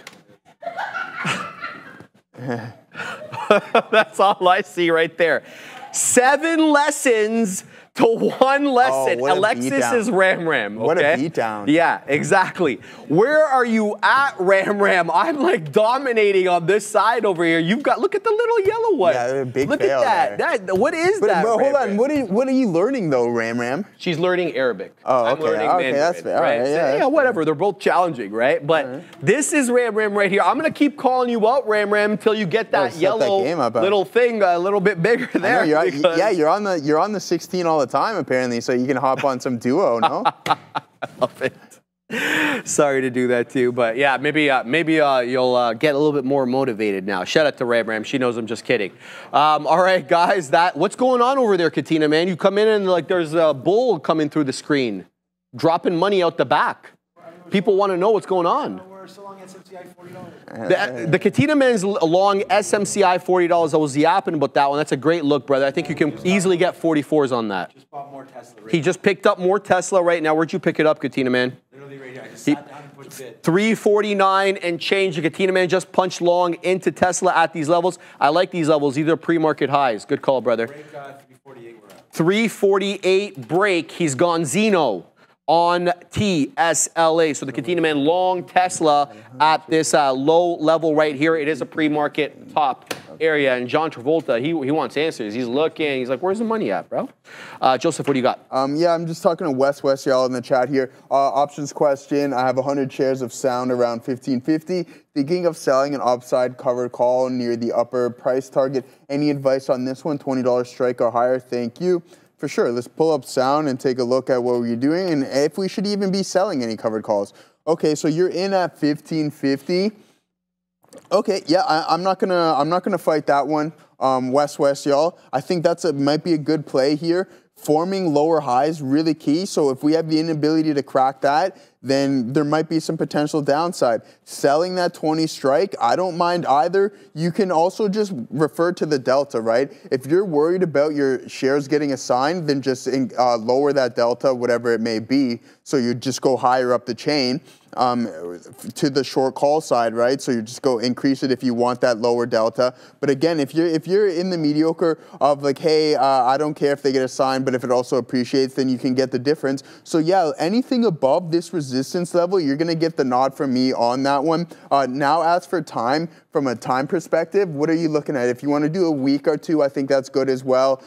Month may be a little bit lengthy because you are looking to collect that premium, and the shorter dated sometimes the better. Just get it out of your hair. And if it decides to continue to sell, you can just continue to roll that short call until you've reached a point where you're like, hey, I don't want to hold on to this stock anymore, or it starts to turn in your favor. Remember, price appreciation and price depreciation will always outweigh the premium received, right? It's just a hedge against the position. So if you're looking to mitigate that loss slightly, it's not going to fully cover it. Maybe you'll knock off 10, 20% of that loss. And a lot of people do that. I personally do that myself. It's like, oh, okay, something's not working out for me. Let me mitigate that here, especially in some options trade. I remember I had a couple of long options in the summer, and I was just getting smoked on them. So I'm like, all right, let me hold some short duration calls against them, collect that premium, mitigate that loss, and then just reassess, either get out or do whatever you may. But I think that's the play. Anything above these key resistance levels, you can sell those contracts and just write the game plan out, Sharif. All right, sir. We finally got the break there on AUR. Wow, this thing is nuts, man. Did you see what it did there? Wow, that was insane. Can I scroll down to see? Yeah, you can. You can see all those prints at 48, and then it popped up into 56. It's crazy, man. This stock, it just goes from being absolutely dead to becoming extremely volatile in seconds here. So it just dipped into 48, and then it popped right back into 54s. Right before that, I had finally gotten the print at 62s. This one had not been able to take out 60 in a hot minute, and then it does there. So I've layered my orders right now on AUR. It looks like it wicked off the 20 exponential moving average. Look how quickly it's getting bought up, though. Very interesting here. Price action on AUR. So we'll keep tabs on that. I've now loaded MBRX up on the side chart. I'm going to throw the 5-minute on here because the 1 minute's just this. Like, this is the 1 minute. What can you guys get out of that, right? I mean, you can't really even discern the pattern. So we're looking at the 5. This is going to be a 10-minute halt right now on the monster MBR Dang X. It's halted at 3 1/4, 324 technically. The theoretical auction price right now is showing me 289, was just 290. So if that is the case, that means it will open below 3 and below the 10 exponential moving average. Well, this one, MBRX that is, hasn't been below the 10 exponential moving average since, on a closing basis, since literally the open. There was a time between, say, 10.45 and 11.10 that it was holding at the 10 exponential, but it hasn't even touched it since then.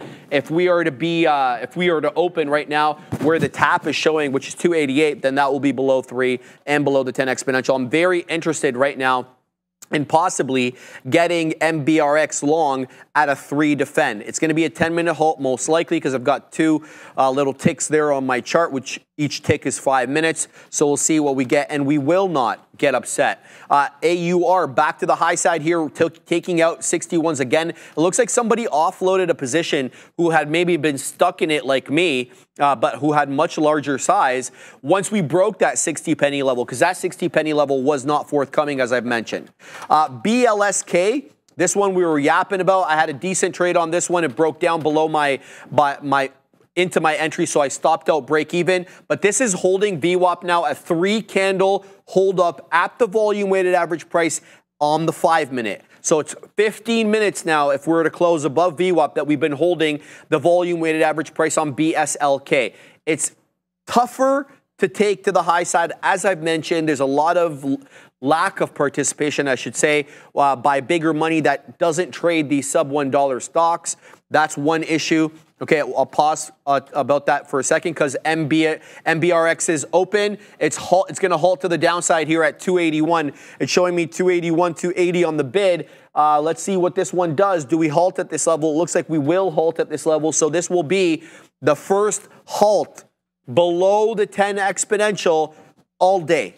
Okay, so we're giving up one major level right now, 365 high day. We're halted at 281 again, the first time we halt and close below the 10 exponential moving average on the day. So I'm going to keep my eye on that one, but don't want to jump into it too quickly. Back to BSLK. As I was saying before, we got interrupted by MBRX. This has been holding the volume weighted average price for around 15 minutes. So I do like this. I like this one, Nimit. I don't know if you're still in the chat and you're still trading BSLK, but I like this one for possibly taking out the high of the day there at 70 or 85s. Let's give this one the old try. We'll see if we can extract some profitability at these different levels over here. So we'll put We'll put these levels, see if we can get a nice gap up to the high side on MBRX. Otherwise, I'll stop out below VWAP. It's going to have to hold VWAP. I don't mind defending VWAP because it's already shown me for around 50 minutes that it can hold the level. So we'll see what this one does. We're long 79s. It's showing me 79s. It's having trouble with 80s, as you can see. So we'll see if that 10 penny level wants to act as that major area of resistance, which it's been doing essentially all day, or what the situation is. All right, we get a print there. Let's see if it wants to move on a little bit more. Having trouble with that, Joseph. Yet another lower high, bro. So that's 4 lower highs right now on the 5 minute. If we don't get a break here, this is going to definitely be Tankville. Tank City. Yeah, look at this over here. Yeah, I see that. See that? Yeah, no, on this one. Oh, on that one? Look at that. You can see the lower highs way better on this one.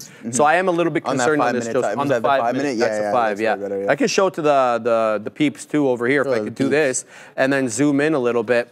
Yeah, you can kind of see lower high, lower high, lower high each and every time. So a bit of a tough one there. We'll see if it wants to break to the high side. Otherwise, it's all good. What are you looking at? Yeah, I'm just going. Again, the super chats are absolutely flying in. I'll go over one, Shreve. I think one's a little bit more down your alleyway, but I'll go over ChatGPT. Look at the time and sales on level 2 on NVDA. Buyers are in. Again, that's high. I don't know. Again, it's all perspective, right? It's super subjective stuff. But I'm going to have to disagree on that one, Chet. Look at it right now. We're consistently constructing lower highs. Can they step in? They can, absolutely. Are they going to? As of right now, I don't think that's going to be the case. I'm in this. If we can pull up my chart here, that'd be fantastic. Again, so here we are. Like, you see where I'm in at, and it's just a consistent lower high here on these lower time frames. In order for us to punch through this, one thing we're going to have to see extreme strength on the tape, and then we're going to have to be followed by volume, right? So they're kind of correlated. One will come with the other, and as of right now, it looks like it's relatively strong, but you see how it's not necessarily moving the needle as much in earlier times. So that volume is dwindling on the lower time frames. Take that into consideration, and then you have that consistent mix within the tape. Keep that in mind. And if we do break, we're going to be able to identify it. But as of right now, I don't think it's going to be the case because we are just in this consistent choppy price action to the downside. We will be able to notice the imbalance. That's one thing here that I always have is when you notice an imbalance on the tape, really heavy ladder to the top side on the ask, and that volume coming through on the time of sales, we'll be able to identify that without question. It's not necessarily going to happen right this second. It may take some time. We are in that lunchtime hour, so I don't expect those volume pops to step in around these during this time of the session. Now, this one's directed to you, Sharif, okay. I think here. Do you know, where was it?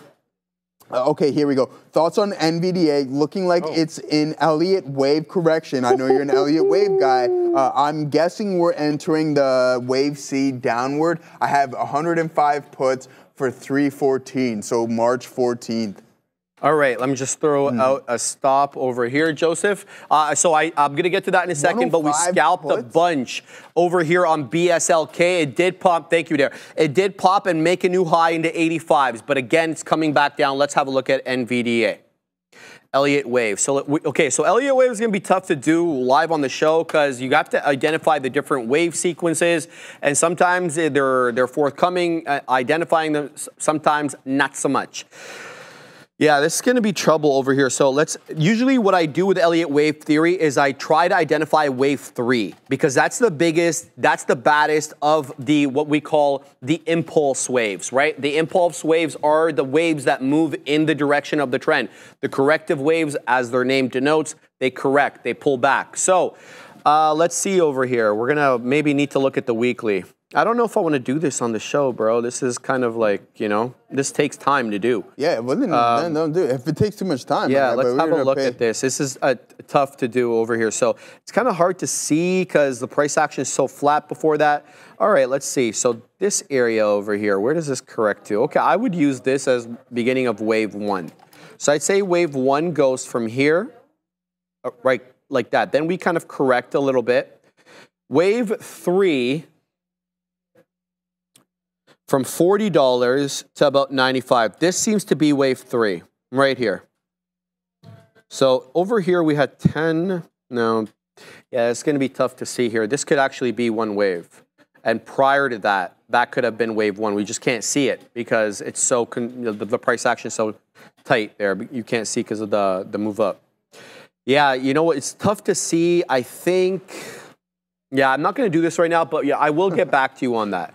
I will get back to you on that. I think it's just going to be too hard to do right now, especially with the condensed price action. Thanks for the question. I won't be able to do it on the show. I will get back to you on that. I'll give myself a reminder to do it. Who's that from so I can address them next time they ask? Was it a super chat? Thoughts on NVIDIA? Yes, okay, here it is. It's from Yusuf. Okay. So I'm taking a picture of it, Yusuf, because I will get back to you on that, my man. And if you're with us every day, I definitely will get back to you. But today, it's just going to be hard to do it live on the show. Thank you for the $5 super chat, though. Very much appreciated. And I will get back to you, as I mentioned multiple times. All right, here we go. We're doing well over here, Joseph. We took out the highs there at 69s on AUR. Now the high of the day is 73, and I'm a little upset because I had my beak wetter at 74s. So this one, AUR, continues to step up. Okay, good. Just making sure. AUR continues to step up incrementally, higher highs and higher lows. But right now, you're good, Adair. You're good. We all have days like that. It's not a big deal. All right, so we're continuing to watch here on AUR. Let's see if we can take out that 3/4 of stop. You're making me laugh. It's okay, I'll take it over. I'll take it over here real quick. Guys, let's see what we got going on.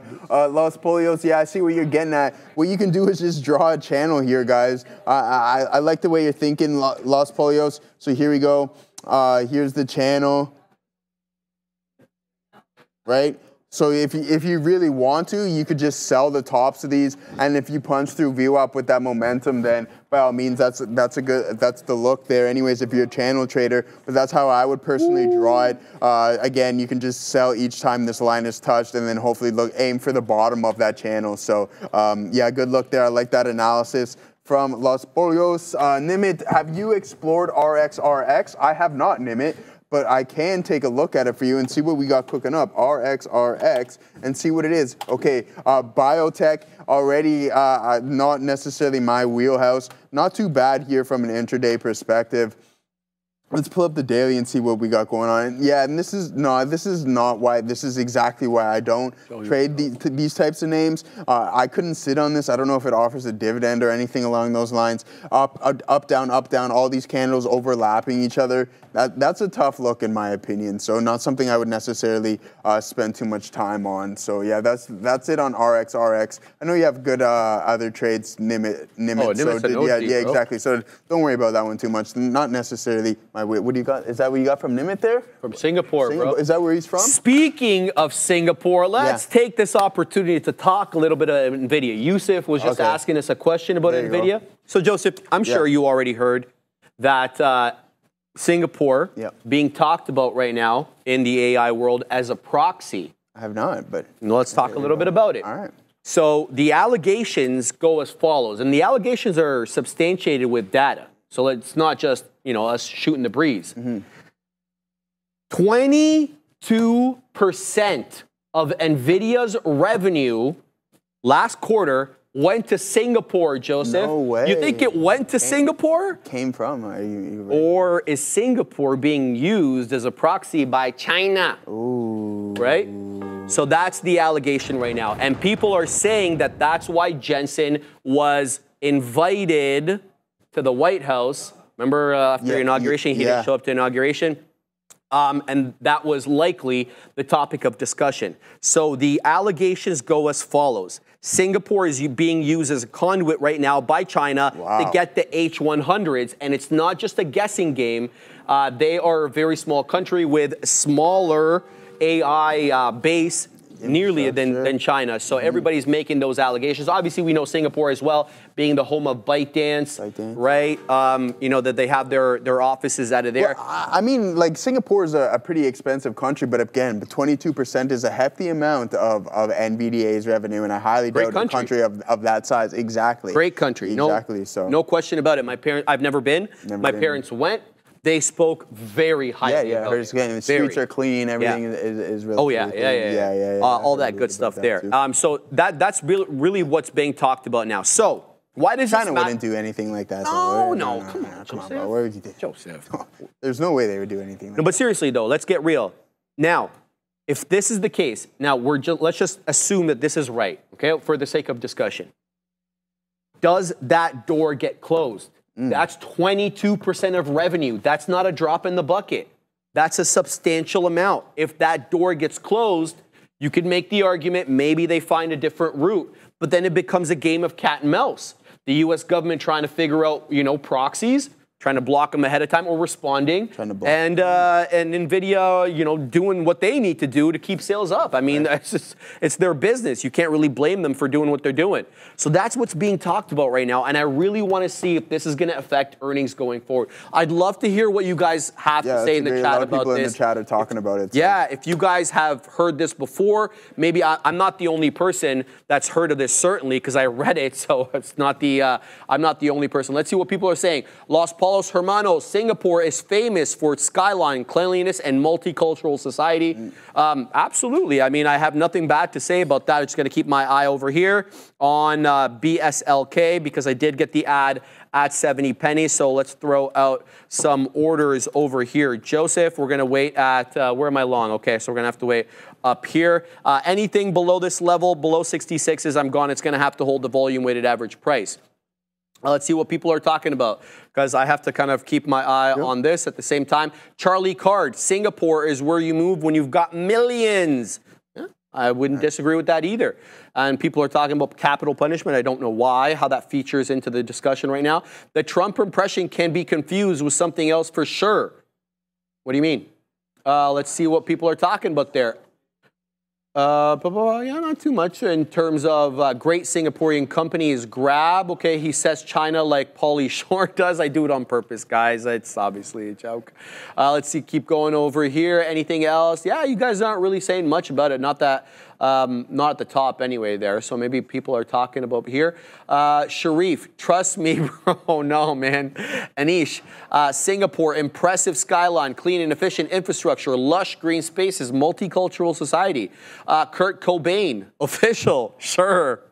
Yeah, he hasn't been dead for like 3 decades. Yes, you are right. There are plenty of Chinese company headquarters located in Singapore, like YY as well. Okay. 2 New York cents. Singapore is also known for Grab, the leading company, only one around. Okay, good to know. Thank you, my man. Chill vibes. I'm long coin at 288. Shout out to you, my man. Chewing gum, I know. I've heard about that. Bilbo bag holder, I've heard about that as well. Memes. It reminds me of the U.S. government guy who kept asking the TikTok creator about his ties to Chinese government, but he kept saying, Senator, I'm Singaporean. Yeah, I do remember that. Shout out, I think what's his name again? That TikTok guy, it's a really easy, like, one-syllable name, right? You know what I'm talking about? We can find out real quick. Yeah, we can find out. The CEO, right, of TikTok? Yes, sir. Anyway, that's the situation right now, guys. I know it's funny, and I know we're joking around, but I really do mean it. I don't know if it's one syllable, but Suzy Shu? No? Shu. Yeah, I think he goes by Shu. Yeah. Seriously, though, I mean, if that loophole or that whatever back door gets closed, we're not talking about, 2 or 3% of revenue. It's a substantial amount of revenue. These are H100s. Guys, they're selling the physical product at 78% gross margins. You do that gross margin calculation with the amount that they're sending there, that's a big hit to revenues. I don't know. We'll have to see how this all pans out. But I thought I want to throw that your way, guys, see what you guys have to say about that. Yeah, Bernard says, I'm Singaporean and China has a strong foothold in whatever that means. Not shocked. Even if the door in Singapore closes, which I highly doubt it will, I think I agree on that point, they can pave a way through Malaysia and Indonesia. But that's what we're saying. Right? It's going to become a game of cat and mouse. Right, so block one conduit, open up another one. Well, exactly right? And there it is, so yeah. It makes total sense, guys. Let's see, Joe just got out of my 400 cyber call for 75% Is that SYBR? Is that an actual ticker, or are you talking about Tesla? So again, I'm not going to say that. What you got on your radar? Yeah, I'm just in some NVDA right now, my guy. And then someone else said Thomas Johnson. I forget your question, but I think I answered it on the Tesla calls or something along those lines. You were looking at, you said you were short calls. So yeah, just refresh it. I think I might have touched on it. If USA America doesn't exist, would you want secretive modern day authority? Okay, I'm not going to read that one. It's all right. As China, you can get the data center output through the cloud, so they just need to set up data centers in Singapore. I think that's a valid point as well, too. But yeah, guys, let's see what else we got cooking up here. NVDA looking to crack, excuse me, NVDA looking to crack some key levels. Let's see if this buying volume slowly starts to kick in on these lower time frames. That's something we always need to monitor at all times and assess. Slowly stepping up. I don't know if this is just going to be a breath and then we head more to the downside on the 5-minute time frame. It's kind of looking like that as of now. But again, we just have to be patient, wait, follow the time of sales, follow the volume, and most definitely follow the price action. So we'll keep an eye on that. If we continue, I mentioned this before, if we crack 134.61, then I'm going to get out of Dodge, Sharif, and then maybe look for another entry around the volume weighted average price, because Apple is still hovering around these highs of the day on that news of what we don't necessarily know. They are going to launch something. Some people are saying like kind of a smart home feature or a fitness ring, something like that. So again, when it's consolidating like this in a strong name, maybe we take that second leg. But if we break through those key support levels, then look for that continuation possibly to the downside. But as of right now, you don't want to fight these strong stocks. You want to look for continuations, in my opinion, unless you get those definitive price action prints, like an inverted hammer at a peak. And then maybe you can look for that short. But again, you want to see that peak in the volume and in the candle, so in the price action print. So just keep that in mind. Don't fight anything that isn't overly weak, and I think a lot of these big tech names, Sharif, are pretty strong today. All right, I tried to find the data there about the Singapore revenue. I got it from a different source. It looks as if I can't find. I was trying to find it through ChatGPT, but there's this, obviously. We can show them this, Andre. U.S., this is back on the 31st of January, so it's been a couple of weeks, needless to say. U.S. probing if DeepSeek bought NVIDIA chips through Singapore. You guys can go and have a look at this. This is by thefly.com. Yeah, so this is the whole article there. I'm sure you guys can screenshot this and or copy the URL there. So yeah, interesting look from that article. I'll try to find the article that I actually read in a minute if I have the opportunity. But yeah, I just want to throw that out there because NVIDIA does report on the 26th, I believe, of this month, and I'm sure that will be one of the questions that will be put to Jensen, because they have not had an opportunity to press Jensen and team, not just Jensen, about the implications of DeepSeek, right? You better bet your bottom dollar that that's going to be asked on the earnings call next quarter, or next earnings call is what I'm trying to say.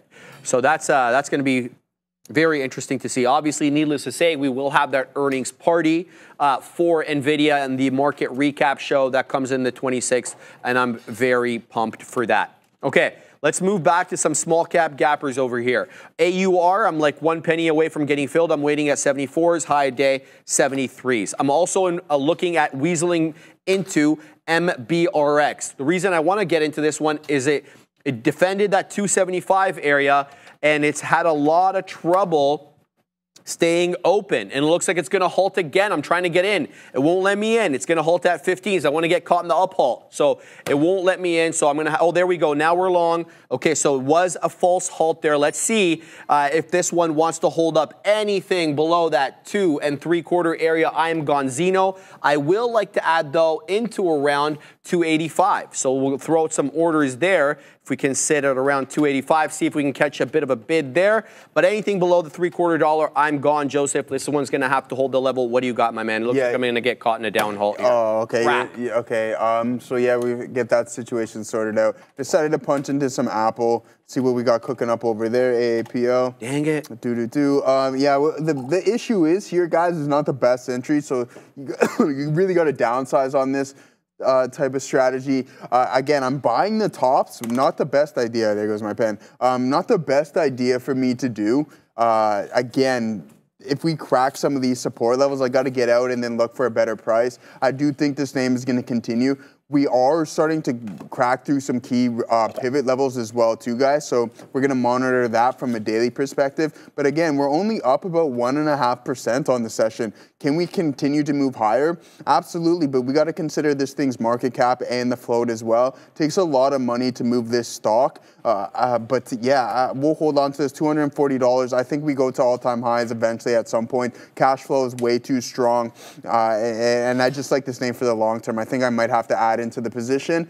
Again, if this thing is groundbreaking, which I highly doubt it's going to be, I shouldn't say that. I shouldn't count them out. They are the largest company on the planet. But yeah, we'll see. We'll wait for that to come out. Buy the rumor, sell the news, possibly a type event for Apple. Let's see what everybody else in the chat is up to. I just entered as well, 20, 40, 60. Okay, yeah, again, I don't like buying Mr. Long Shorts. I don't like the top of the range here, but we can take that second leg higher. If you got in around here, sorry, I always point at my chart like you guys can see, but if you get in at the lower end of the range, you're sitting in much better position, right? That's where the risk to reward factor comes into play. Like now I have to risk all the way to the bottom of the range because there's essentially no sense in having a stop in the middle of the range because the price of the stock is always fluctuating. Even though we are moving now, this is the ideal entry. You don't want to have a stop in here because look at all the overlapping price action. That you're going to get stopped out. You're going to get caught in those types of moves. So just keep that in mind. Let's see what everybody else is up to in the chat. Thoughts on building a position in VST and then selling covered calls? It's a stock Pelosi bought that's down from highs and those premiums look juicy. Yeah, hit the Sharif. There you go. You hear from Sharif. Hit the buy button. We'll take a look at VST real quick before we send it off to Sharif. Hey. VST, and then we'll go to Sharif and then possibly Adara. Let's pull it up and we'll see what we got going on. Yeah, again, Pelosi buys it, then I think you got to get into the name. She hits a lot of winners and you just follow it. But again, don't just mirror trade somebody. If you really like the stock, then go and buy the company. Don't do it just because someone else does. The OG Darwin's reporting that Russia suspended trading on the Moscow exchange. I don't know what kind of implications that have. Shout out to Darwin. Thank you. Adara, what do you got? I'm seeing that headline as well. And we are brought to you by Firefly Neuroscience with an FDA-cleared proprietary database of over 77,000 brain images. Firefly is transforming healthcare with AI-driven diagnostics, providing a clear, data-backed understanding of brain health. After more than a decade and over $60 million in investment, Firefly is advancing the commercialization of its brain network analytics platform, BNA, bringing the technology to clinicians and pharmaceutical partners. Firefly is enhancing the diagnosis and treatment of conditions such as depression, dementia, anxiety disorders, concussions, and ADHD, while also accelerating drug discovery and early screening for conditions like Alzheimer's. Back to you. Yeah, what an optimistic twist. Right? I like that. Yeah, you're half I'm a glass half full kind of guy. All right, guys. I think so. Are you? Oh, yeah. I meant to ask you this actually. I'm an optimist. You're an optimist? Okay, I meant to ask you this. Most of the time. At what point on your iPhone is your battery percentage too low and you need to charge it? I'm not one of those people, bro, who gets super paranoid about the phone. No? Like, I'll charge it when I need to charge it. You do, okay, but at what percentage is your need to charge at? I don't have one. No, I really don't. That's it. That's all I wanted to know, man. That's all I wanted to. Okay, all right. So you don't have to get down. I'm that kind of guy. Like anything lower than 60%, it's like, all right, we got to plug it in here and, You're like get my the ball old man, run. bro. Yeah. He thinks his tank of gas is empty at half. Half, yeah, easy. Calm anything down, like that. Yeah, man. just a little bit below half. We're filling it back my up, old man. man's a special guy, bro. You guys have very similar birthdays. He's on the 6th of October. So there you go. It's a Libra thing, I guess. Maybe Ram. I don't know. She's not here. We've talked about this. Ram's a fake Libra. We've already said this before. 30%. Andre says 30%. Below 30. Okay, cannot be. I like that one. Adara, what is the lowest you allow your battery percentage to go? Adara, let's go down to 2%. That's actually, okay, it depends on the context. If I'm going outside, I know it's going to be cold. I do not want my battery below 40. Okay. If I'm chilling in my house, I let that thing go till it's about to die, like 2 to 5%. That's my answer. Exactly what I'm talking about right there, man. Okay. All right. All right. MBRX is open, guys. We're long 99s. I put my stop below the $0.50, so it's going to have to hold the $0.50. Is this going to halt Chat's to the loving upside? it. Everybody put your battery percentage in the chat and let's see what everybody's doing. They're going crazy on Bro, it. this thing can't stay Okay. open, Joseph. go. We're going to halt There you again. go. This time to the upside. We halted like, okay, well, it's a 10% move. That's why. Okay. We're halted to the upside. The tap is showing 315. I'm long 99s. Let's see what this one does. It's up 590%. I love how everybody's chiming about this because I think this is one of those things Yeah, where it we can is, hit. one, man. Where it I can told certainly everybody, hit. put your battery percentage. What is the lowest you allow your battery percentage to go in the chat, guys? Turn it in. People are, there we are. They're just funneling in. Katina If I Man don't says, see 69% in the chat, no one's put everybody's 69 getting yet. blocked. No, yeah. Katina Man says Tesla is his battery, and that's all he needs to run.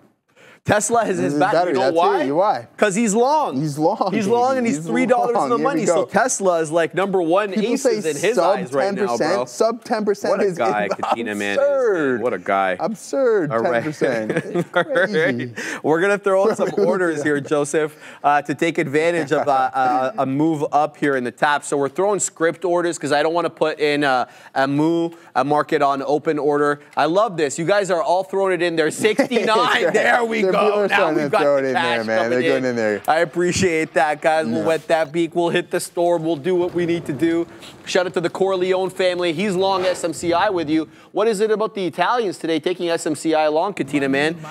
Corleone family long to the high side there. 42.64 high at day, Joseph. SM dang CI headed to the upside. I got out of my AUR trade. Please as dang punch with this. We took it out at the $0.75. That is, the trade is done. 377 HOD. We'll keep an eye out on AUR. It's giving you lots of movement to the upside today. Higher highs and higher lows. Very consistent pattern. 36% in the clear. Right now, I'm discussing AUR in case you're wondering what the hell I'm talking about. I'm also involved in an uphold right now, Joseph, on MBRX. I'm looking at the theoretical auction price, the tap, showing me 320. I'm long 299s. I've thrown out a script order there to wet my beak on some profits if this one does open up soon. We've had a 10-minute halt before. The last few, though, have been 5. So hopefully we'll get a 5-1 here on the day. Let's see. People are yelling about MGOL. And I took MGOL off my side chart there because it was doing bupkis. So is it back? Let's have a look at MGOL. It's up 88% and change. Yes, it just reclaimed the volume weighted average price. So it was down over here, down in the dumps at 65. It's now weaseling back up. High print there on this candle is 90. High of the day, though, is 105.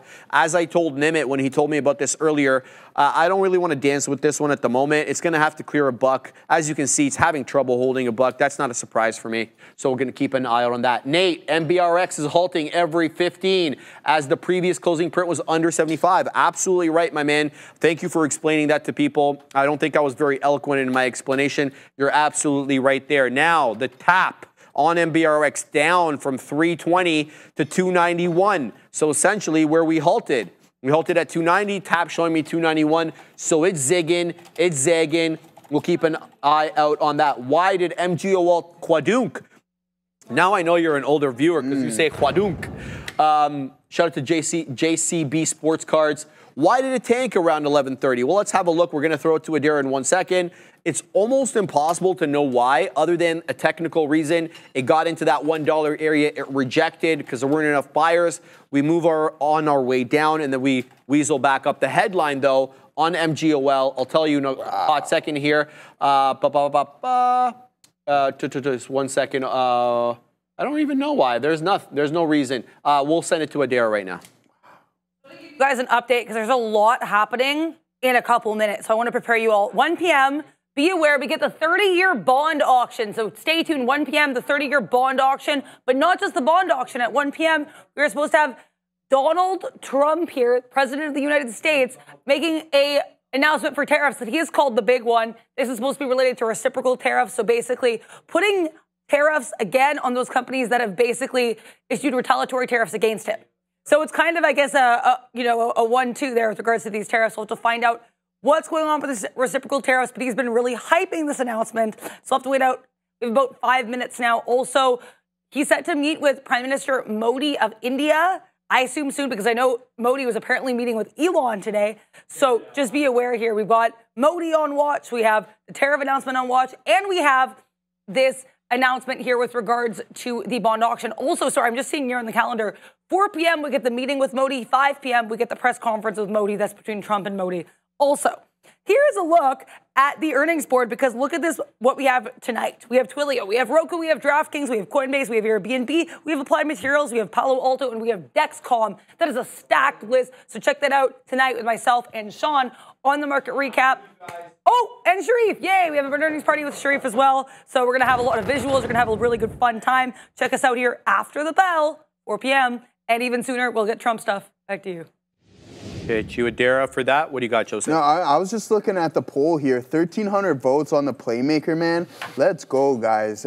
Thank you very much. That's fantastic stuff there. Having fun with that one and continuing to do so. Just collecting data. I don't know. I like doing that stuff for some reason.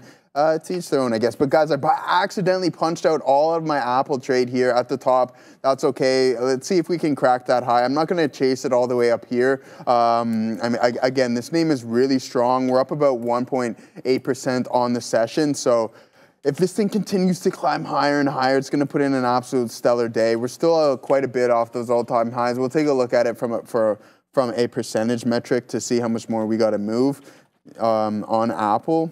AAPL, and see what we got going on. I'm loving it. App loving it. 7.4% off those all-time highs. So quite some ways to go. I mean, we talked about the Qs only being about just a little over 1% from those all-time highs, as well as the SPY too, only down about 6.6%. Sorry. From those all-time highs. So yeah, again, this market's really strong, recovering nice, guys. Breadth starting to widen with some of these names, but again, we're talking about Apple and some names that other traders are looking at. So we need these names to be strong, but most importantly, we need the big names to be strong as well too, to continue into those all-time highs. Breadth is great, but if the leaders aren't being the leaders, then the market really struggles, in my opinion. So I'll just look at it like that. If these names make all-time highs, I expect the market to do so as well. All right, there's definitely a seller here at 3 on MBRX. It's a hidden seller. He's not posting, or they're not posting on the book, so you're not going to be able to see it on the gateway. So I'm taking some out there. I'm long 94s, and it's definitely rejecting 3s now, which is interesting because I didn't have any trouble with 3s. So I've scalped out some in front of that, but I wanted to get a little bit closer to 3 so we can look and see how this hidden order kind of looks in real time. So let's see if we can weasel up close to that $3 area, zigging and zagging right now. Anything below 280, I'm gone.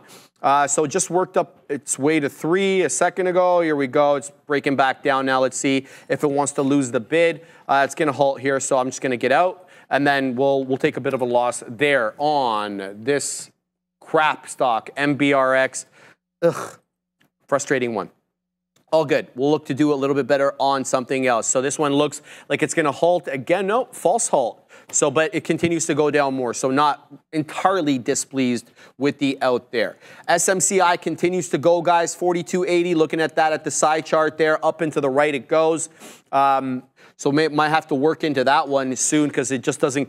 It's not losing the bid at all there. Higher highs and higher lows. MBRX halted to the downside. Happy I got out of that one. Took a bit of an L with the scalp even into 3, but at least we don't take this kind of L.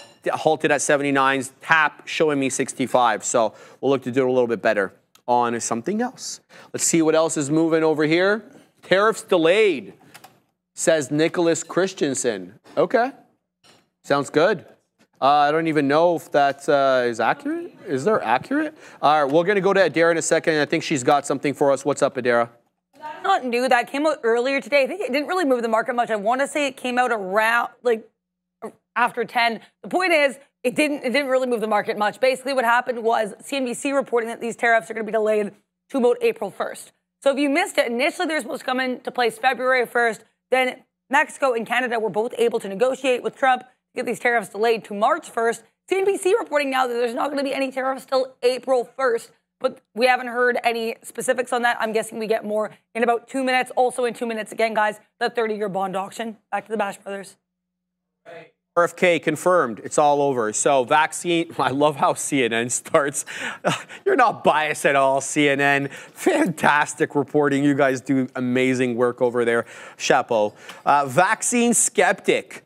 RFK, there's nothing loaded about that.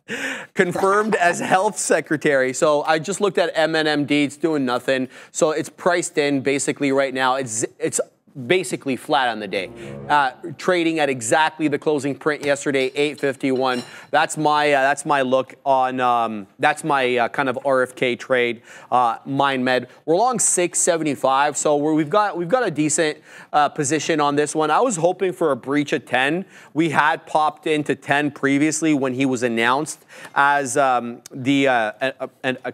a candidate for the health secretary. It popped up. It hasn't even come near those highs as of late yet. So we'll keep tabs on that. But RFK getting the nod today. Tulsi Gabbard got the nod yesterday. She was sworn in by Pam Bondi, the new attorney general in the Oval Office. So much to the chagrin of many on the other side of the aisle there who saw that she was unqualified. We'll have to see how that all pans out, though.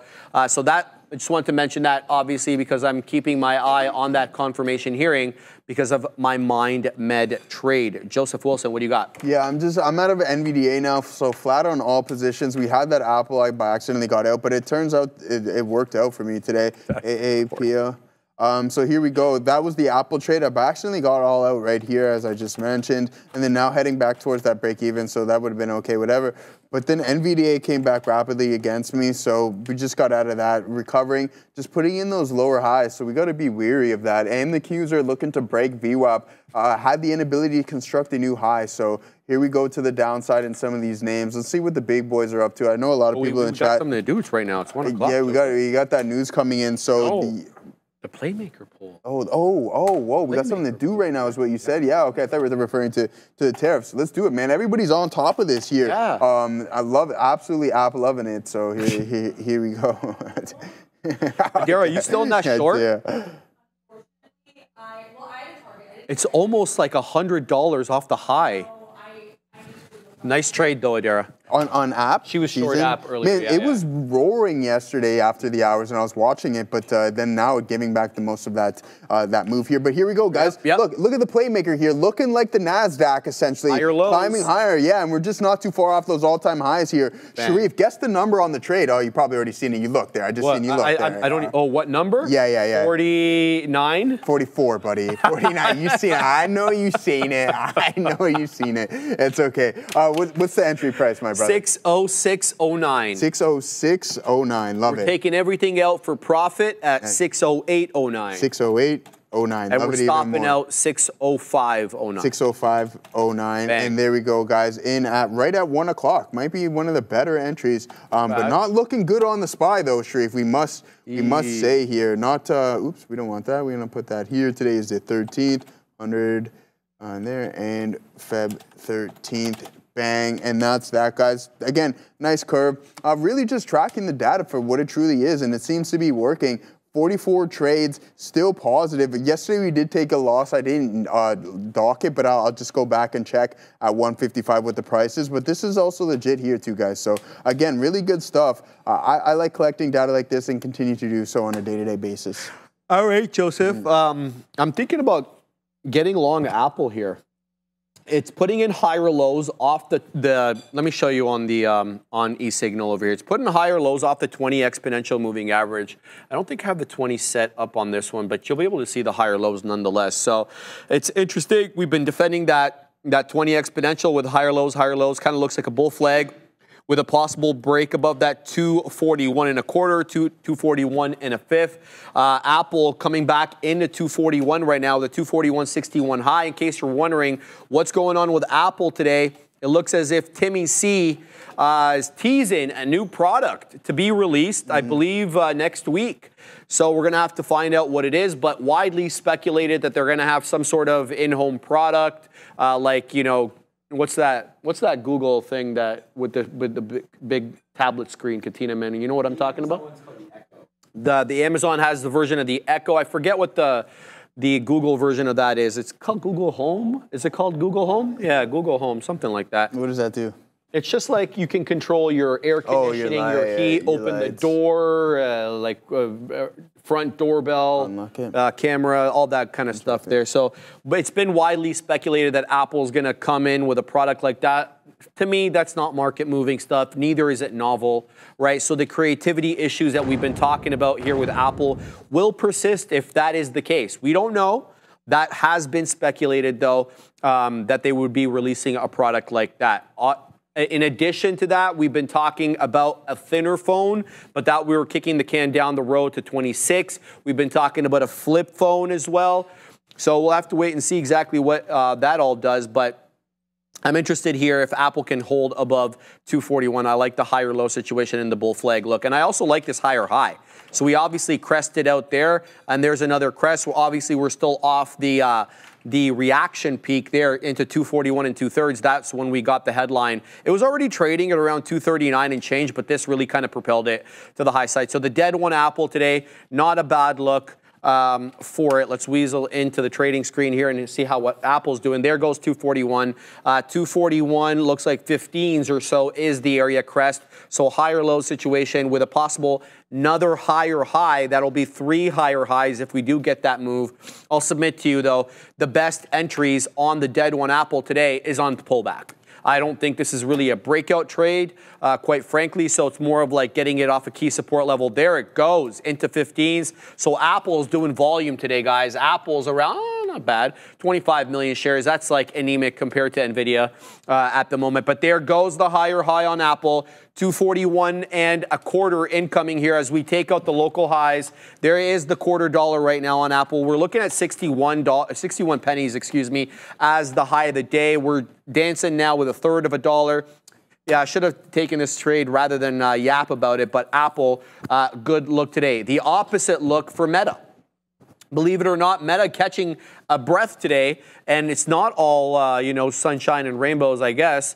Well, maybe it is, but there is the look on Meta. We're trading a day's low right now at 718.04 is the day's low. We've been putting in lower lows and lower highs, Joseph. We've kind of lost that bid right around, I want to say, the start of our show, because Meta was positive right around 11. It was around 727.5, and then it's been all blood since that time. $9 lower than where it was, but believe it or not, $9 doesn't mean a whole lot when you're $720. They're only down 0.89, not even 1% on the day. So great look in general for Meta, but a bit of a tougher look on the day. I'm continuing to watch some of these other Mag 7 names because I'm not really pleased with the pickings today on the small cap gappers. I think the pickings of them is slim a little bit lately. You know, there's been some good ones, but definitely not like before. Okay, I see another one coming onto the scene here. CSAI, called Cloud Structure. It's up big. Good look here for CSAI. Let's look at the chart on this one. Yeah, so good move up. The volume's a little light, okay? So it's a $36 name. I get that, but it's only done 1.75 million shares. But it's been a very respectful uptrend, really hugging, it looks like here, the 20 exponential. So for the most part, it does bounce off the 10. The deeper retracements, though, you can see bounce off that 20. It's been a symphony of higher highs and higher lows. We're dancing with 36 right now. $36, that is. Bro, this thing's moving dollars at a time. I ain't touching this. Well, I want to look at the spread on this. CSAI. Let's load this bad boy up here and see what the spread is on CSAI because it looks awfully wide. Yeah, it's a 80 penny spread right now. So that's going to be it's up 106%.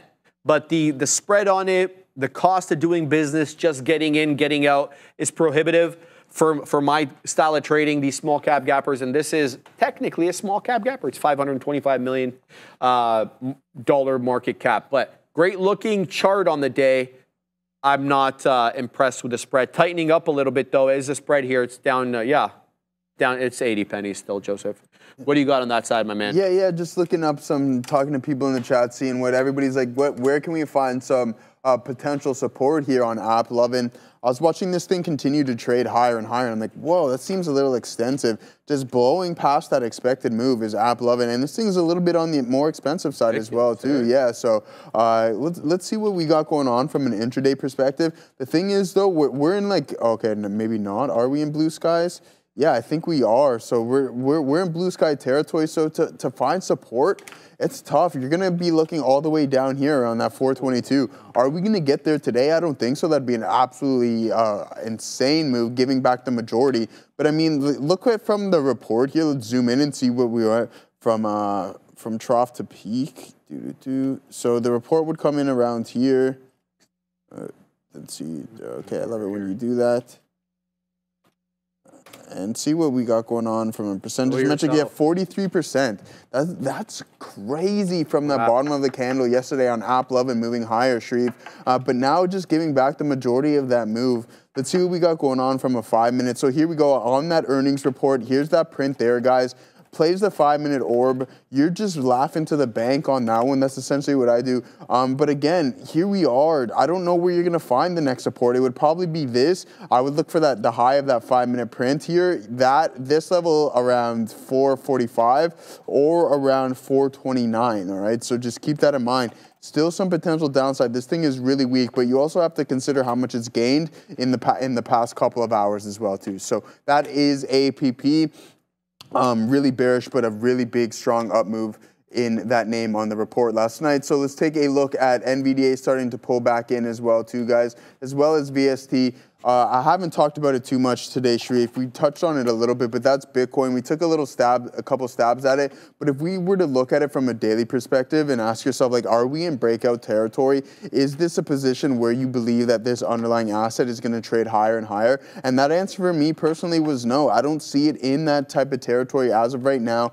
Really starting to head in towards some of these lows, which I think they're going to be key moments and key levels for this name, or this underlying asset here, and that's Bitcoin. So again, not in breakout territory. I attempted a couple of longs this morning. They didn't really work how I wanted them to, and that's okay. And that's where you have to analyze everything on multiple time frames. And that's when I did it. I said I'll give myself 2 tries. They didn't work, and then that was it. The trade didn't work, so I'm not going to try to force something that isn't necessarily going to set up. God, how did I take everything out there? Oh, no. Yeah, so I tried to get in a small position in Apple with a planned DCA into the 20, and then, I accidentally took everything out. So we got long 241s. We just took it out there, 241.30. That was a mistake. I didn't mean to take out the entire position there. I don't think my dollar cost average at the 20 is accurate anymore. It's waiting at 240.56. I don't want to punch in at highs on Apple. It's going to have to be on a pullback, but Apple is going, guys. We could test the highs here, 241.61. We're inching our way into 40s, 241.40s. We're showing 35s right now. There's good strength on the dead one today, so we'll keep an eye out on that. Apparently, there's some leaked audio about our friend Jeremy Diamond. I know his name is Jamie. Don't come at me in the chat. Leaked audio on what J.P. Morgan, Jamie Dimon says. I want to have a look at this later. I think Adara might have it, but yeah, obviously Jeremy is one of the more influential people in the market. So anything he has to say, usually, it is worth looking at. So Adara's got something for us at the big desk. Yeah, I'm running here, Archer Daniels Midland. Apparently it's running on this other headline I was just going to bring to you guys. There's apparently a Trump memo on reciprocal tariffs that's going to mention Brazil ethanol tariffs. So Fox News reporting Brazil ethanol tariffs are going to get a mention during this reciprocal tariff announcement, which I still have not seen anything on. So keep an eye here on ADM, Archer Daniels Midland getting a nice little pop, apparently possibly related to that announcement. So just be aware here. Brazilian names might be on watch. Apparently Brazil ethanol tariffs potentially going to get, mentioned here during the Trump reciprocal tariffs talk. Thank you very much, Adara. Joseph, you have anything over there? Yeah. I know you got something going on there, guys. Yeah, let's see what we got cooking up. We're still in this TQQ short. And why am I shorting this name right now is because I think we're heading towards some key support levels. We're hovering right at the volume-weighted average price. We have the inability to construct a new high a day, so that lower high, putting that downtrend possibly intact. If we breach VWAP, then I think we might even see some next levels sitting around that 86.72, which isn't too far from here. But then you can just go to the base of that, maybe 86s, and give back the majority of the room, the move. But I mean, with Apple strong, it's tough to short this name, but NVDA also pulling this name down. So again, we'll just sit here and wait. We have our out, and if it gets hit, then it gets hit. We're not gonna cry too much about it. It's nothing too bad, Joseph. I mean, like, okay, it looks like I don't know. I don't know if he's talking specifically about J.P. Morgan or he's talking about Doge, about the government, but he's calling for efficiency. He wants all departments to become 10% more efficient, reducing reports meetings. He criticizes the bureaucracies. He says there's too many approvals required, 14 committees for wealth management. Okay, so he's definitely talking about his own company here. So he's criticizing the bureaucracy at JP Morgan. Over collaboration, performance reviews are too long. Leadership perspective, he acknowledges responsibility as the boss, but insists on changes. This is interesting for JPM. I have indirect exposure because got XLF in the long-term portfolio. He emphasized disciplined investment in key areas, banking expansion, tech projects. He wants a cultural shift, apparently. He's encouraging streamlining the process, wants leaders to take ownership of cutting unnecessary tasks. He wants to maintain strong, profitable, well-structured company. Shock? No, definitely not a shock there. So interesting from Jamie Dimon. I know. Let's see if JPM moved on that news. Did we get anything there? No, JPM, I mean, it's down 1/3% on the day, but I mean, we're very close to all-time highs, are we not? Yeah, we're right there, man. If you're going to own a bank name, it's JPM. And they're ridiculous. Very well-run bank, obviously, with, I think he's been at the helm now, like over a decade, maybe 15 years. Like every quarter is a blowout report, especially after they acquired SVB's book. It's just like, man, this name is just absolutely phenomenal. And that's something that I wish I got involved with. And I told you guys the story multiple times. One of the first options contracts that I bought was in JPM and Amazon as well, too. So I bought them simultaneously, and yeah. All right. I'm still waiting for a pullback on Apple right now.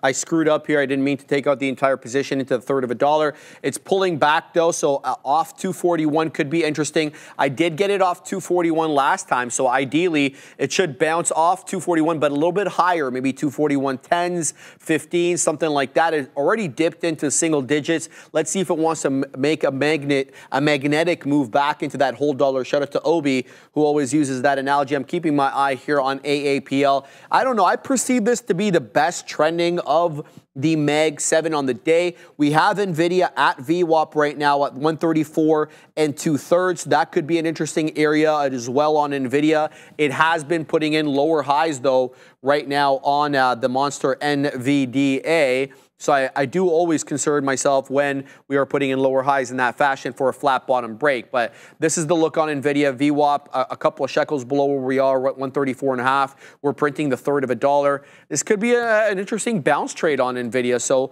I can keep my eye on that. No problem there. JCB Sports Cards telling me MGOL is bouncing back up. Let's have a look at MGOL. We'll send it to Adara in one hot second. We're going to pull up the chart over here. Yes, you are absolutely right. It did reclaim VWAP at around 82.5. It's dancing with 95. But as I think I told you earlier, my man, I want to stay away from this until it clears a dollar. And I'm not talking about a quick. I'm talking about holding a dollar. Adara, what do you got for us? We don't have any tariff update yet, but just so you know here, Modi, the Prime Minister of India, just shared a post on X saying that his meeting with Musk was apparently very good, and they discussed issues like SpaceX, mobility, technology, and innovation. So update here on the Modi meeting. Back to you. For that, as always, someone in the chat had something very interesting to say. Bjorn Hungry, again, JP Morgan skyrocketed in worth after copying Canadian banking practices. Yeah, elaborate a little bit more on that. I'm really curious to hear what you have to say on that fact there. So yeah, guys, let's see what's going on here. See, we're just bouncing off of VWAP like it's no tomorrow, like it's a trampoline at this point. But here we go. I think we're gonna crack it right now. NVDA is starting to pick up a little steam to the downside, and I think that's gonna help drag the Qs slightly lower. The only reason why I decided to short it here is this base that was formed. So here we go. On the Qs. So here, really strong opening drives, really strong first hour and a half of the session. Then we pulled back, had the inability to construct any new highs, failed up here at this base as well, and then now breaking through this somewhat of a double top, if you would like to call it. You can see it much better here on the 1 minute time frame, and then now we're just cracking through these pivot lows and some of these other key support levels as well too, guys. So let's see if that can continue to the downside. What's your take on Tesla at the VWAP? It keeps dancing on it. I spoke about Tesla a lot, and I mean, for me, I'm also like I'll show you guys my notes in the morning as well too. But I mean, Tesla, I thought it was going to bounce, but again, a really strong bounce, up about 4% on the session. But I don't know if that's enough to completely turn the stock around, and I have to take that into consideration. I'm looking for continuation in strength, not just like a one-off day or something, et cetera, like that. But I'll pull it up and see it from a daily perspective and see what we got cooking up here. Oh, that's a 5 minutes. And here we are. Sorry about that. We'll pull it up. Yeah, again, is this enough to bounce? I like to pay attention to the price action candles. I don't see anything from a volume standpoint that says, hey, like we're going to turn this ship around. But can it? Absolutely. Anything can turn on a dime at any given moment. It doesn't need much to get this stock moving sometimes. So whether it be to the downside or to the top side. Oh, whoa, oh, wow. Here we go. Sharif, we're in the TQ short. The market is absolutely tanking here, guys. Adair's going to bring it for us. We're moving to the downside heavily. Wow, this is that short that we were looking for here, guys. Donald bringing that volatility. I think he cares about the market a little bit too much. Wow, what a spike there, guys. We're going to start piecing this out. Let's go, Bear VB. Let's see what is going on. I was not expecting that volume to step in here on these time frames as we continue to the downside. Already giving up the majority of the session here on whatever he just reported. It doesn't even matter what he said at this point because we're just moving to the downside. That was an extremely intensive move, guys. NVDA dump. The one thing that is holding strong right now is Apple. Let's see what Sharif's got going on there. I got Apple. I'm trying to get the dip trade. I'm 4 pennies out of the money. I'm trying to take the mean reversion trade, but it's being mean right now. So we're going to wait and see if we can get something on here. I'm long 64s. Okay, it's breaking down. I probably won't hold the $0.50. I put my stop below 35s. Let's see if it zigs and zags. I'm at the 20 exponential moving average on the dead one Apple. Adair's got it for us. What's up? I'm just seeing right now, from what it seems like, people are actually waiting. The conference has not yet begun, so I cannot find any news to explain that sell-off. It might just be jitters ahead of this event. Some of these names have already bounced, though, from that drop. If I hear anything, I will let you know. Trump's already 20 minutes late, guys. The Katina man said it. Bro, you can't say this to me while I'm trying to do a this sell, guy, bro. man. He's unreal. Yeah. Bang on Apple. All right, we take a little bit off the top there, but it's zigging and zagging. Let's see if we can get, we got more here on the dead one. Let's go, let's take out some more. What do we got? Let's put some in the high 80s, Joseph. What do you got over there, man? Me? Yeah. All right, yeah, we're still in this TQs, man. I told you, I've been sitting in this for some time here. Tell you the exact time that we hopped into this. Let's see, 106. And then we just get that dump. Yeah, exactly. Show yourself. Continue to that downside. The thing is, though, this momentum was crazy. Like, what is this on? We're going to figure it out. If we recover, this could be a liquidity grab and then possibly go to the high day. But I don't necessarily think that's going to be the case right now. But what is bouncing right now, Sharif, is Apple. You're in it.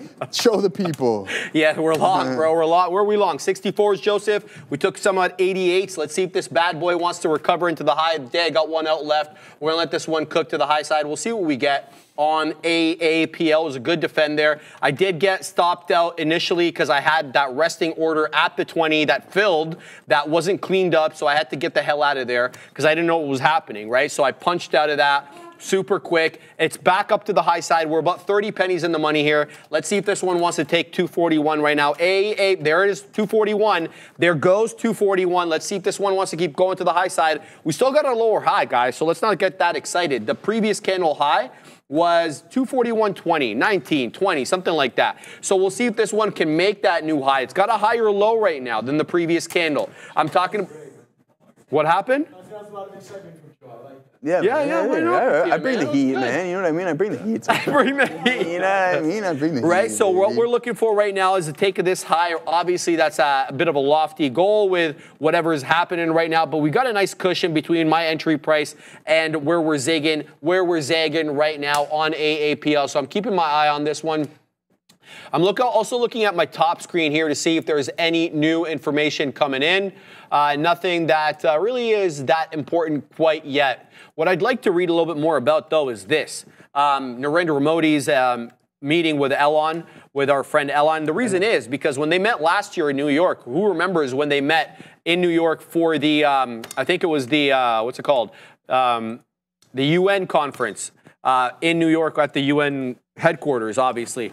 And that's when Modi told Musk, you want to sell your cars in India and you don't want to get tariffed to no end, you got to build them here. And then we heard that Elon was interested in opening up a gigafactory in India. We were talking about Tamil Nadu, I believe, as well as one of the locations where that could have happened. So I want to hear more about those discussions because we've literally heard bupkis since that last meeting between the two of what Tesla wants to do in India. So I'm all ears, baby. Let's see exactly what happens there. David says Apple, the 243. All right, David, I'm holding my position. But if I get stopped out, I'm coming after you for the difference there. No, Molfar, Elon is no friend of ours. Okay, get it, Molfar. He's got some choice words there for Elon. All right, no worries. Nothing tikka masala, says Roger. Okay, that's cool. All right, what else we got here in the chat? Elon is a friend of ours. Oh, now we got the fight going on here between Molfar and Live, Love, and Learn. I like it. Shout out to Bears versus Dang Bulls. Guess what, baby? We're over 50 pennies in the money there, Katina, man. As we zig and zag with Apple into 241, high 40s. I'm still going to wait over here for the third of a dollar break, Joseph. Let's see if we can get that move up. We're zigging and zagging with 15s. We just popped into 20s. Let's see if we can get up above that 30 penny area. I'll pack my patience. Let's see what comes. Bass, can you see Rumble? This stock sucks? What, bro? I mean, 1.8% is not good enough for you? What do you want for my life, man? All right, let's have a look at Rumble.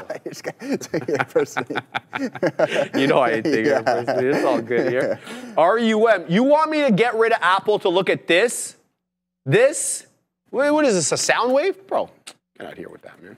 All right, no, we're not looking at that. All right, we're going to continue to look here on AAPL. I'm going to wait for that third of a dollar break. Joseph, what do you got on that side of the desk? Yeah, we're just still cooking up here in the TQs. I mean, it's looking like for every action, there's an equal and opposite re. So here we go. Are we going to reject VWAP and then continue to the south side? Apple's moving to the top side. NVDA is. So these big names are moving higher on that dip in the Qs. So is that enough to drive the market to a new high day? I don't think that's going to necessarily be the case. That probably stopped us out of the Playmaker poll if we have to take a look at that, Sharif. Have a look. Yeah, we're going to take a look. Did we get stopped out? Let's see. What was the SPY? We're at 606.07 right now. Let's see what our stop out was here.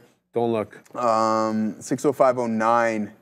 No. We'll base it on the closing prayer. We literally spiked down into 605 That's it. We got stopped. Yeah, we got stopped. That's a loss there on the Playmaker. So on that volatility, blame whoever. Yeah, whoever dropped that news.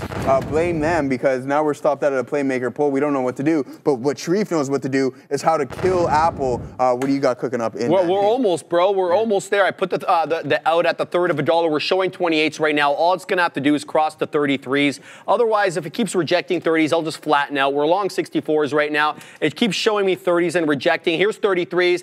Bang! There goes 33. All right, feeling good about this one. AAPL on the way to the upside. Guys, 41.61 HOD. So likely to encounter some resistance at that $0.50 or 2/3 of a dollar. We'll see if Apple wants to pull back here. We're about 0.15% away from that 2% day here for AAPL. That'll be the third day in a row. We get some higher highs and higher lows. Really kind of spawned this entire move up by Apple after really giving up a lot after earnings based upon that Alibaba headline that they were going to make or they were going to partner, with Alibaba in China for Apple Intelligence. That is a prerequisite by the Chinese government that Apple has to have a local partner for Apple Intelligence. It was widely discussed prior to that they were going to partner with Baidu. That got kiboshed as Baidu's advancements in AI were not to Apple's liking. We had heard advancements by Baidu with their Ernie chatbot, but we've been hearing less and less about that. All of a sudden, this Qwen model, Kwen, by Baba comes onto the scene. And shortly thereafter, we get the Apple headline. So you kind of feel like this was cooking prior to that. So there's the look right now. We're at Apple. I got no positions on. I'm happy I took this trade. Market reactions like that. I've seen the Katina Man do this multiple times. When the market reacts, I always see you react to it. You take the... Yeah, no, and I took it because you do this a lot. So shout out to the Katina Man there. Being around on the floor, you definitely get the vibes of how different people trade. It's a face slapper. I appreciate you, Joseph. Different people trade. And, you know, we were talking there in the back, Obi Adara and I, about App, and she was explaining her position on App. Obi was telling her his positions as well. Everybody's got a different methodology, and we kind of try to glean on off each other, how each one executes. So very pleased with that. But a biscuit head, Joe, Sharif. I just got a news notification saying Tesla stock surges amid rumors of federal government contract for armored Teslas. So that's interesting. That's an older headline. That I saw that this morning while I was doing the prep for the morning show. Elon's being basically accused here of using his government contacts to weasel in a few new contracts from the government in response to armored vehicles. I don't know if that's the reason we're moving up, but Tesla's up 4 1/3%, recovering off that. Not yesterday, but the day before, it was red on the day. It sold off aggressively, though, into the close yesterday. TSLA did, as a result of this Charlie guy who was tweeting that Elon was basically dedicating the next 4 months of his life to Doge. Apparently, he's sleeping at the White House in his office. Not something that we haven't heard Elon do. I think the White House is probably an upgrade from the factory floor where he was sleeping, Joseph, when he was scaling the Model Y. So I mean, that's the look there. Let's see what else people are saying there in the chat. T-Money, let's go. Let's go to you, my man. Pretty Panda AMOD, knocking on heaven's door. I like that. You get a bang there. Pretty dang Panda, always making me chuckle. All right, we'll look at AMOD in a second. The Hayes Records, he's back. 10 points in the money on my ES Long. Can I get a bang? You can get multiple bangs there. The Hayes Records, one of the OGs in the chat. No question about it. That picture with the bloody eye always reminds me of like 2023. I think he was really active around then. But let's have a look at, what's it called? AMOD. Let's load this bad boy up. This is the Tesla chart, by the way. AMOD. Okay. Brother, I'm not going to touch this until it's above VWAP. This is not the pre-market high. So the 602 area is not the pre-market high, right? So it's not like I say, oh, I'm not going to trade this until 602. No, that's not the pre-market high. But it's going to have to get and stay above VWAP. Now, what I do like is it's kind of broken this trend, this very, very clear lower high situation, lower low. It's kind of found itself in a consolidation area now. If it can break above, maybe say 475.5, I think we definitely have a trend change. So here's what I'll do. I'm going to throw an alert. If this one wants to come in closer to 475, I'm all ears. Well, until that time, though, I'm going to have to stay clear of AMOD. It just doesn't really fit the profile there. Eddie R, he is sleeping. Oh. I don't even know who that is. Eddie R, you're going to have to explain that joke. I don't want to read it because I don't know what it means, but I don't even know who that is. So let me know, Eddie. Shout out to you, my man. Hayes Records still long. Get it, son. We're dancing with 6,100 right now, Hayes. So shout out to you, my man. Good trade there. He's long the ES, not even the MES. Do your homework and find out what one tick on the ES is, P&L-wise. It's a lot of money. Trump is always late to everything. Brendan was right, says T-Money. All right. So shout out to you, my man. Holo is moving, says Todd Edwards. Let's have a look at the a former runner, one that we're all very familiar with here, HOLO. Oh, interesting breakout there. Yes, I do see that on Holo. Microcloud. Okay, so they got a headline from today that they're using DeepSeek model related to digital simulated quantum microcloud hologram highlights use of DeepSeek model related to digital simulated quantum computing. What the hell is this? Okay, so I'll have to read this, but apparently this is an interesting news headline over here. Anyway, it's off the highs. Is this a pre-market high? Yes, this is a pre-market high here at $1.50. So it's going to have to clear $1.50 for me to get involved on HOLO because that's a pre-market high. Yeah. So my bad. I should have got that, Eddie. I mean, that's his wife. So yeah, my bad. Sometimes when you're on the show, you kind of don't realize. 2 New York Sets. Musk sleeping on the office reminds me of myself. Tell me what you do, 2 New York Sets. I feel like I see you in the chat a lot, and I have no idea what your life is like. So tell me what you. Let me know exactly what you do for work. Yeah, well, he clearly works hard, bro. Works hard, yeah. He's always here in the chat, too, so he's working hard, putting in those late hours, and that's fantastic. So good with that. Yeah, good with that, bro. What do you got, Joseph? Yeah, let's see what everybody else in the chat is saying. I know Shreve was just going through that. Joe W., that quick drop in NASDAQ touched VWAP in 1 hour time frame and just reversed. My question is there a way to know if it's going to reverse or does it just keep falling? Could be a good long. Again, I think that comes with some experience. Katina Man often trades that. You're going to want to look at the tape, right? We went over a tape lesson. But the one thing about that momentum to the downside and an increase in volume with that, I think it's a little bit hard to completely reverse that. Again, that's just me. I could be totally wrong on that factor. But again, if you're looking to play those bounces like Katina Man, he's been doing it for a long time. And there's probably little nuances that he recognizes in the price action and in the tape as well to level 2, whatever it may be. So it's just up to you to build a sample set of trades and just like have the ability to identify. And then with that sample set, maybe you'll notice something that you can create into a niche and then really start to refine. So for me, it was just I was already in the position, right? I didn't grab it on that. I didn't grab it on the flush down or anything along those lines. So yeah, that's just my thought. Again, look for the bottoms, look for the change in the time of sales, and just build something that you can refine and be like, hey, okay, this is what I recognized last time. This is what I recognized this time. What is the correlation of them? And then look to exploit that, okay? So yeah, guys, let's see what else everybody else is up to. What we're going to do here is we're going to do some expected moves. We got some good names. I like this. This is like a good B-class evening, Shreve. I know you're going to be doing it because you got Pan W after the bell. So we got Coin, Pan W, Twilio, DKNG, Roku, Airbnb, and AMAT. So we're going to go Roku, Airbnb, and AMAT. I think those are really interesting names. I like Applied Materials, I like Airbnb, and I like Roku because I have it on my TV, if that even matters at all. So let's start with Roku, guys, and see what we got going on from an expected move. So the EM in the options market, let's see what the people are pricing in. Implied vol.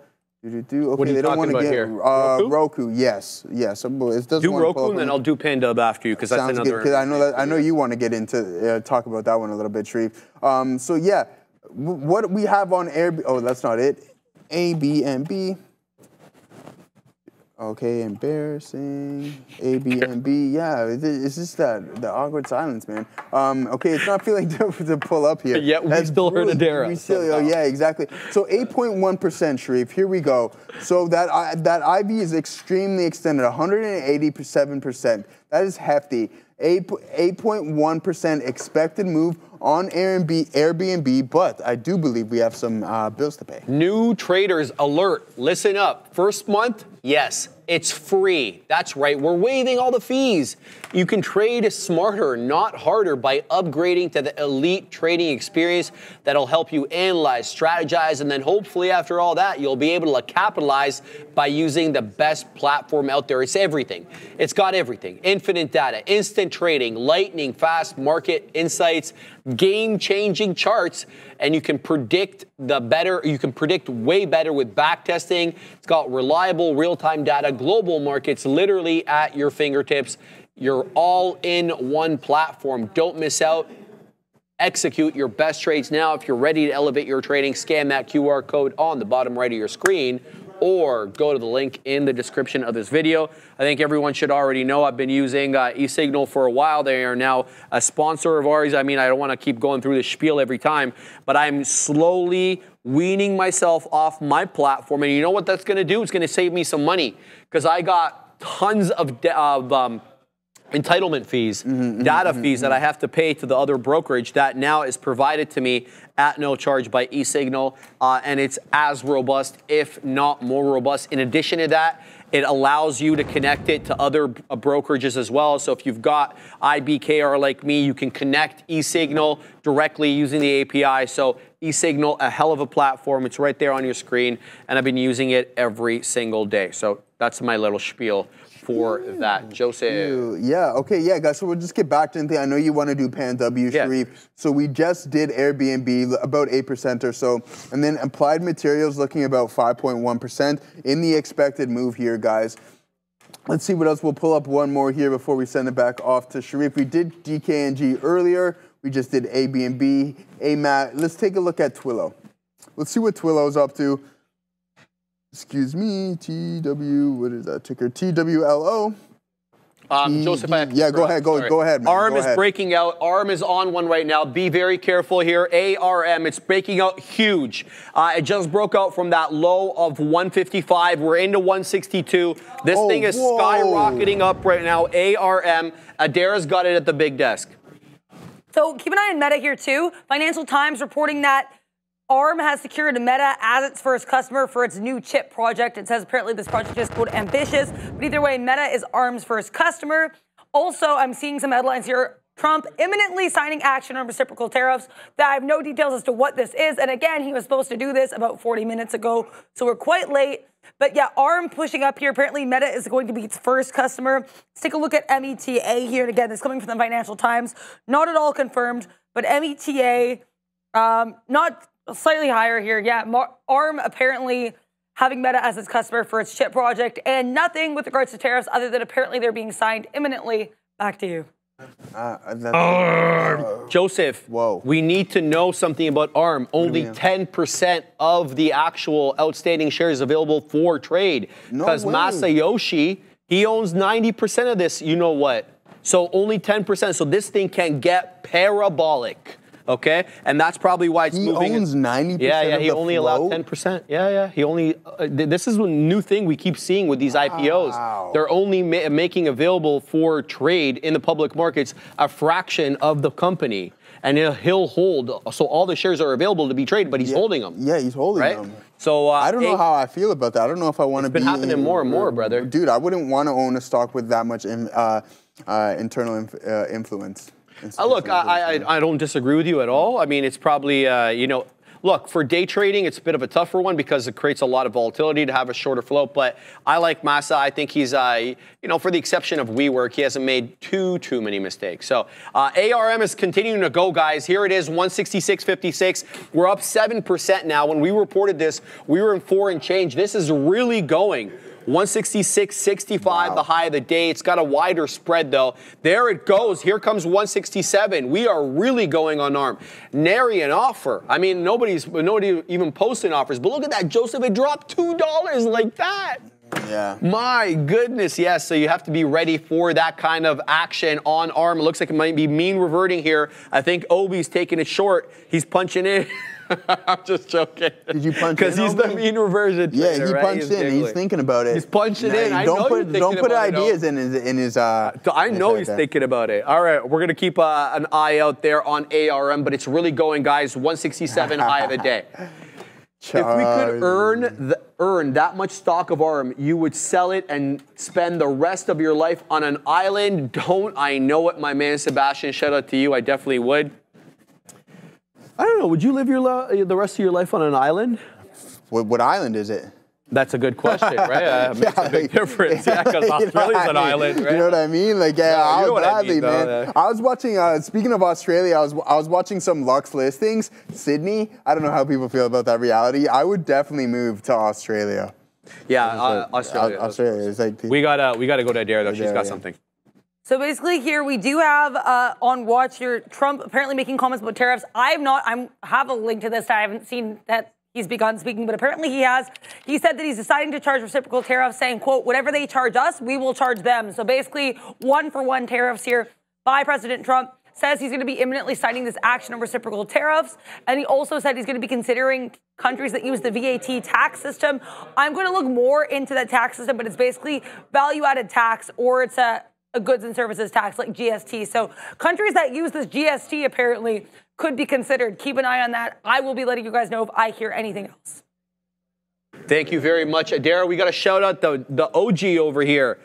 Madword gifted 10 live trading by Trader TV. What is that, bro? It's a spider in the handle. That's a spider? In the handle. In the handle. I mean, hey, man. Oh, hell no. Yeah, I mean, but hell no. But I mean, like, we're gonna send it off to Adair. We're gonna talk a little bit more about Australia when we get back. Keep an eye here. This actually is not tariff related. Papa John's. We talked about how this randomly had a little bit of a rally here back on Tuesday. Now, apparently, seeing Semaphore reporting that there's a investor from Qatar, or at least a Qatari-backed investor, looking to take over Papa John's. So Papa John's getting a pop to the upside here. Potential takeover target, according to Semaphore. I'm still going to wait and see if I see anything on tariffs, but apparently Trump's saying that provisions are going to be made for non-monetary tariffs. So biggest catalyst here, though, right now is going to be Papa John's. Back to you. Thank you very much, Adara, for that. Adara, she punned there super quick. I don't know if anybody knows that. All right, guys. I want to shout out here, if we can shout out this individual, please. Mad Word gifted 10 live trading by Trader TV live memberships. Thank you very much, my man. He gifted Nimit one. Who else? Soul Status. Your boy, The Hayes Records, was given one as well. Steve J. They all got free memberships there. Thank you very much, sir. Very appreciative of that. All right, let's have a look at here. People are talking about BSLK weaseling its way back onto the scene. In fact, it is. But I'm hesitant to jump into BSLK again because this could just be a perfunctory break above the volume weighted average price and then weasel our way down. Here's the deal, though. I will take this long if it breaks 85 pennies. That's my best out on this monster. So we're going to throw it an alert at 82 and change. If this one wants to take out the top, I will trade it. But until that time, no go for me. Because I've seen these ones weasel below VWAP and then try to make an attempt at it and fail. Shout out to Jay Lee, Sharif, get short NVIDIA or NVDL or whatever, quick dumping. I'm looking right at it, Jay. I've been looking at it. So I was actually looking at that 134 for a long bit. It's getting away from it, though, Jay. The market seems to be recovering. It looks like we attempted at 21.9 dump and pop. Say that again, Obi. SAIL? Okay, $12 billion IPO opened, says the OB. He is the one, Kenob, SAIL on the NQ. I don't have it quite yet. It's not open for me, or is it? 1 minute. No, I'm not seeing it. So let's load it up on the trading screen over here. I got it. We got it. Yeah, we got it. Yeah, we got it here, guys. So here we go with sale. A brand new IPO. So apparently this is going to be the time we're going to see a lot of M&A and IPO in the coming years with Donald in office. So let's see what we got going on with Adara. Yeah, keep an eye here on any of these European names. I pulled up ASML. It's not doing much, but apparently Donald Trump said that the EU lowered their tariffs to 2.5%, so it's, quote, a big win. Trump also said that no, there's not going to be any tariffs if they manufacture or build product in the U.S. So with that in mind, keep an eye on TSM here. That could be potentially a look for TSM, which isn't really moving much. But yeah, so apparently he likes that Europe did reduce their tariffs. And he also said if you manufacture or build product in the U.S., you will not be dealing with any tariffs, apparently. I've been trying to find a press conference of this. Everywhere I'm seeing says they're standing by for live videos, so unclear where these comments are being said. Also, he said, though, that other countries can reduce tariffs or eliminate. But what's interesting, too, is I don't think we're getting these reciprocal tariffs signed for sure today, because he said that Lutnick will be coming up, who is involved here in trade. Apparently, Lutnick's going to be coming up with numbers equivalent to those limitations and other non-tariff barriers for other countries, and working on a reciprocal plan. So it doesn't sound like they actually have a reciprocal plan yet. Just be aware of that. Apparently the reciprocal plan is in the works, guys. Back to you. Thank you very much, Adara. Here is sale point. Let's talk about it. Okay, so the price indicated at $23.70 open. We're already below that, baby. We're on our way down into 22 mid-90s.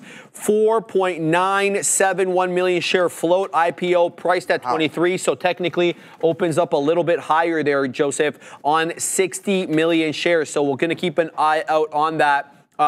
Sale point, SAIL is a ticker trading on the NQ. Just opened up, I believe, at 141. Thank you very much, Obi, for letting us know about that. I personally didn't even know there was an IPO today. So that's the look there. That's why we all help each other out. So that's, yeah, we'll keep an eye out on that. I'm still interested, though, in taking the Monster NVIDIA long here, Joseph, because it has recovered. It's at VWAP. The Katina man told me to wait for 135 break and take and then to use the volume-weighted average price as my ARM. What happened, ARM? Man, yeah, you got to watch it. No, man, it is absolutely soaring, man. Yeah, I'll pull it up. Yeah, I was going to punch in just before it did that pop there, guys. Up 7% now on the session. This thing is just roaring to the top side. I think you got to wait for a pullback to get involved in this name. You don't want to be punching in all the way at these highs. We got to look at the tape, and you're punching in at the highs. I'm not. So, Nobody do that. Hey, dude, like, if this tape is strong, by all means, get involved in that. We don't want to see the mix. But with that news on Meta, this name is absolutely crazy, Sharif. I'm not going to chase it up here, up over 8% and continuing to move higher. This might be a multi-day play on this news here in ARM. Wow, ARM is, strong arming the market right now, baby. Up 8, and thank you, Dara, 8%, guys. In case you're wondering what the hell is going on with ARM, here it is. We are trading higher after the company announced it secured Meta as its first customer for its new chip project. Details kind of scarce from this article. Plans to launch its own chip this year after securing Meta Platforms as one of the first customers. It's a major shift to its model of licensing its blueprints to other companies. Yes, because we know that's how they make money, licensing and the other one, royalties. The Financial Times reported on Thursday. Adara has more information for us at the big desk. We're here. Howard Lutnick of Cantor Fitzgerald. He is also the current United States Secretary of Commerce. He's making some comments here. Again, he is the person that Trump has tasked with this reciprocal tariff plan, which, again, they don't have yet. But apparently Howard Lutnick saying that the U.S. will be addressing each country one by one, saying that these value-added taxes or GSTs, VATs, are a sort of export subsidy. We know they're going after countries that have these GSTs. So keep an eye on that. And also apparently each country being addressed individually. Back to you. Wow. Okay. BSLK, thank you very much for that, Adara. I'm getting notifications that BSLK is breaking out. Here it is. We're about to take out the highs, guys. This is where I got out last time, 84 pennies. Let's see if we can take this out. Shout out to whoever mentioned that to me in the chat. I was a little dismissive of it. I was wrong. You were right. Let's see if this one wants to weasel up into that dollar area. It's up 175%. And here goes the high, and there goes the high, Joseph. We're really on one right now. Are you in it? I'm not in it, man. I'm not in it. I don't want to be punching in at high. It's going to have to pull back a little bit. I'll use 85 pennies as that support level, but let it clear a little bit. Wow, it's really squeezing. 88 pennies just showed up there. I believe that is the high of the day now. Let's have a look at the side chart. 87.68. I hate these decimal places. It makes everything so much more difficult. But it is on one. It found support at 60 pennies. We're already 27 pennies above that. This is an 80 penny name, so you get it. 27 pennies, a lot here. 180% to the high side. It was me, little buddy. Maxi Jr. I don't know what you're talking about, bro. I don't know. Anyway, nice talking to you there. Good talk. Yeah, good talk. All right, so that is what's moving right now. BSLK, Joseph. Hey, okay, this is what I just did. What'd you do, You Joe? pointed something out to me, all right? Okay. So I had to refresh. I had to blink a couple times and pinch myself to make sure I was awake, right? 5,400 people watching and only 633 likes. Sharif, what is that noise? Come on, get those likes up for my guy, killing the small caps on the session. Let's get those likes, guys. Like and subscribe, much appreciated. Thank you guys all for participating. You know, Katina Man, Brendo, OB, and everybody is much appreciative of that. Adara and all the production crew, guys. Come on. Let's get those likes up. Whoa, oh, I thought I just got a fail there, so I don't know. Let's see what we got. Not you. Yeah, no, The not fact me. that we Yeah, don't the have fail the is let's requisite get those likes. At least 1,000 here, guys. We're gonna pump it here. At least 1,000 SPF? likes. Really, bro? What do you say? What did SPF We say? busy trading, bro. Really, you can't even take a second to hit the hey, like you know what button? do you know SPF Russia? Do you know SPF Russia? Have you heard of that guy? All right, maybe looking up later. But SPF Russia, I like that name. But you're busy trading. I understand that. That is the only reasonable excuse that we will ever give you. Is other than that, we need to get those likes. Get those. Where are you trading from? Oh, okay. There it is. There it is. We're almost there. 50 more likes, and then I'm gonna stop the like Take it rant. easy, I'm gonna keep going. What happened? What'd she say there? She's wow. attacking the people Yeah, in the why chat, she? Yeah, come on, man. It's all love. Shout out to Save. You know what Shout I'm? out to Save. Shout out to Save. I'm waiting for the new drifting video from Ram Ram coming out probably tomorrow because we got all that snow in the truck. So If we don't have a drifting if we video don't got a tomorrow, drifting Ram Ram, video, then that's show it. up to Stay work. home. Yeah, stay home. That's it. 1,000 likes, guys. That Rant there's the over. big desk. Yeah, there's a couple things to be aware of here. AMD, in case you're wondering why AMD dropped. From what I'm seeing here, it might have to do with this. So if you saw ARM popping here, Meta becoming ARM's first customer for their ambitious new chip project, according to the Financial Times. Well, AMD used to be collaborating with Meta on these custom AI chips. So now hearing that Meta is going to be the customer there for ARM, not a great look for AMD, which did have quite the push to the downside. Also, more tariff talk here, just to be aware. Nothing huge happening here as of right now. Apparently, it will be over and above steel tariffs and also for cars and pharmaceuticals. So look out for steels, auto plays, and pharmaceutical plays. Also, apparently, they're going to be targeting antitrust as well. So unclear as how that's going to impact tariffs, but apparently antitrust regimes, quote, on watch as well here, guys. Back to you. Well, not sir. Obviously, it's Adara. Thank you very much for that, Adara. All right, guys, we're keeping an eye on everything that's moving right now, but BSLK is on one. So for all my small cap traders, 92.25 high right now, pulling back into 87s. Let's see if we can get that 84 drop. The 84 area, 84, 85, peculiar to me because that is the area I kept taking it out, and that is the area we kept having trouble with. So if we had trouble with that area, I perceive it to be as a possible area of now support as opposed to resistance. It may not even give you that pullback though. So strong is it. This thing has done 155 million shares on the day. I get it. It's a 85, 89 penny name, whatever.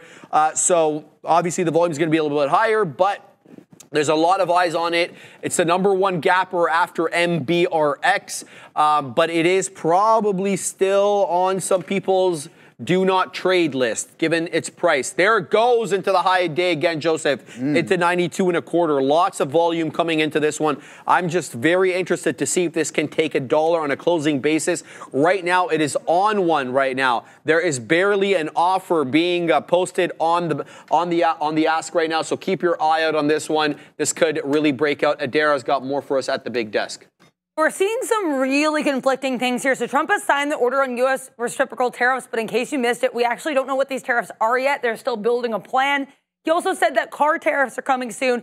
And then they were saying they're going to be looking at each country individually, but then we have someone saying they're not ruling out a one-size-fits-all flat tariff. So we don't really know when this is coming, what the extent of the plan is, or if we're going to be doing one-on-one tariffs or a one-size-fits-all, because we've been told both here. So lots to watch out for, but keep an eye on these auto names because apparently car tariffs coming soon, quote here from Trump. So keep an eye on that. Lots of reciprocal tariff-related news. Unclear what it's all going to amount to at the end of the day. As of right now, guys, back to you.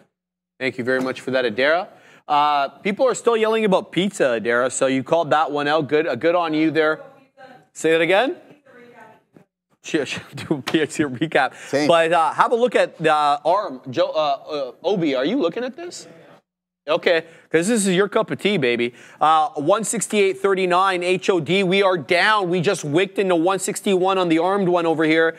Great mean reversion trade on ARM, but keep your eye out for a possible bounce. We are at VWAP on the current candle, holding VWAP. The previous candle closed above VWAP despite the fact that it wicked down into 161. This is a meta-related headline, guys, on ARM right now at a key area. It was a big squeeze, obviously, into that 168 and a third, but we are getting a nice bounce off 162 at VWAP. Here comes 163 and a half, Joseph. So this could be moving on back up. I don't know if we take out the high of the day. Who knows? Maybe we do. ARM has double-digit day percentage double-digit days in its DNA, in its composition, given the low amount of shares available, given the overall value of the company. So ARM on one right now. This could be an interesting trade off the volume weighted average price. You got the short off the top. You got the breakout trade. We gave that to you in real time. And then you saw the mean reversion. We're giving you the bounce trade here. There goes 164. Here comes 164 and a half. Yeah, what a move off the volume weighted average price. What a move off ARM, Joseph. What a move up. Shout out to Tamimi. I get you, brother. I get you. But I got plenty of charts on my side. Adara's got more for us. Sit on pizza, just to recap, Papa John's at day's highs. Basically what happened here is Semaphore reporting that Earth Capital Management, which is apparently backed by the Saudis, has spoken with investors here about mounting a take-private bid for $1.4 billion here for Papa John's. That's according to people familiar with the matter, as reported once again by Semaphore. So pizza here, Papa John's in talks here for a takeover bid. It's worth noting this rallied on no catalyst back on Tuesday. So interesting stuff there. Definitely a lot of people looking at PZZA over this week, guys. Back to you. Yeah, thank you for that, Sharif. I decided to punch a little arm here on that VWAP hold that you specifically mentioned. I like it, but if it breaks it, then I'm going to get out of dodge on this one because. Fine. But I want to look for the. We're going to send it back to Adair in 1 second, but we want to see what's going to happen here on ARM. Pull up my chart for a brief second. Okay, if we break the low here, I don't know why I keep pointing at it. It's frustrating myself now, but here we go. We're starting to climb a little bit higher. 161 out of dodge on this trade. Let's see what A is up to. I think this headline is certainly worth noting here. I am seeing Donald Trump saying that interest rates are going to be going down, but that prices might go up in the short term. Now, this comment is really interesting because this comes after we had 2 straight higher than expected inflation prints. We know Donald Trump has literally been asking or been saying they have to bring the rates down. So the fact that we have these higher than expected inflation prints, now Trump saying prices may go up in the short term, is, I think, certainly on watch. Keep an eye on this. In the meantime, though, Key was trying to push higher. Yeah, creeping back up, says Dewey. Yes, it is. So is the dead one. The dead one's at the high of the day right now, 241.61. Keep your eye out on that. Lots of tariff news right now. Joseph, what's going on? We got ARM. We got ARM pumping up here still, guys. Let's see what we got going on. Maybe we trim a little bit here. 50 cents ITM there, guys, in the money, in other words. But there it is. We punched some out. I don't know if we're going to go and test this high a day. Sharif, finish it off there, my guy. Yes, sir. So we got like literally 30 seconds left. The Katina man's back. He's got Starbucks. He's loaded up on the mic. I don't know what Obi's doing over there. He's very focused. We're going to find out what he was trading over there. But it's been a hell of a show today, guys. Very exciting. We had a lot of breaking news for you guys. If that gives you one piece of information, is that the midday is not quiet when Donald Trump is president. You take it or leave it, baby. Adair's been doing a lot of work at the big. It doesn't matter if Donald Trump's quiet or not. We're still pumping it over here on the midday. The volatility's there in the show and in the market. So let's go, guys. What a stellar session. What'd you want, Ram? Oh, please roll over slowly. You're a slow man. Okay, fine. Oh, I thought I was old man. Hands can't hang. All right, it is now 2 o'clock. We will send you to the big kahunas on our right. Joseph, let's see him tomorrow. See you guys. Wow. Unreal. Wow. What a show. Great show, brother. Great. Yeah, great shit.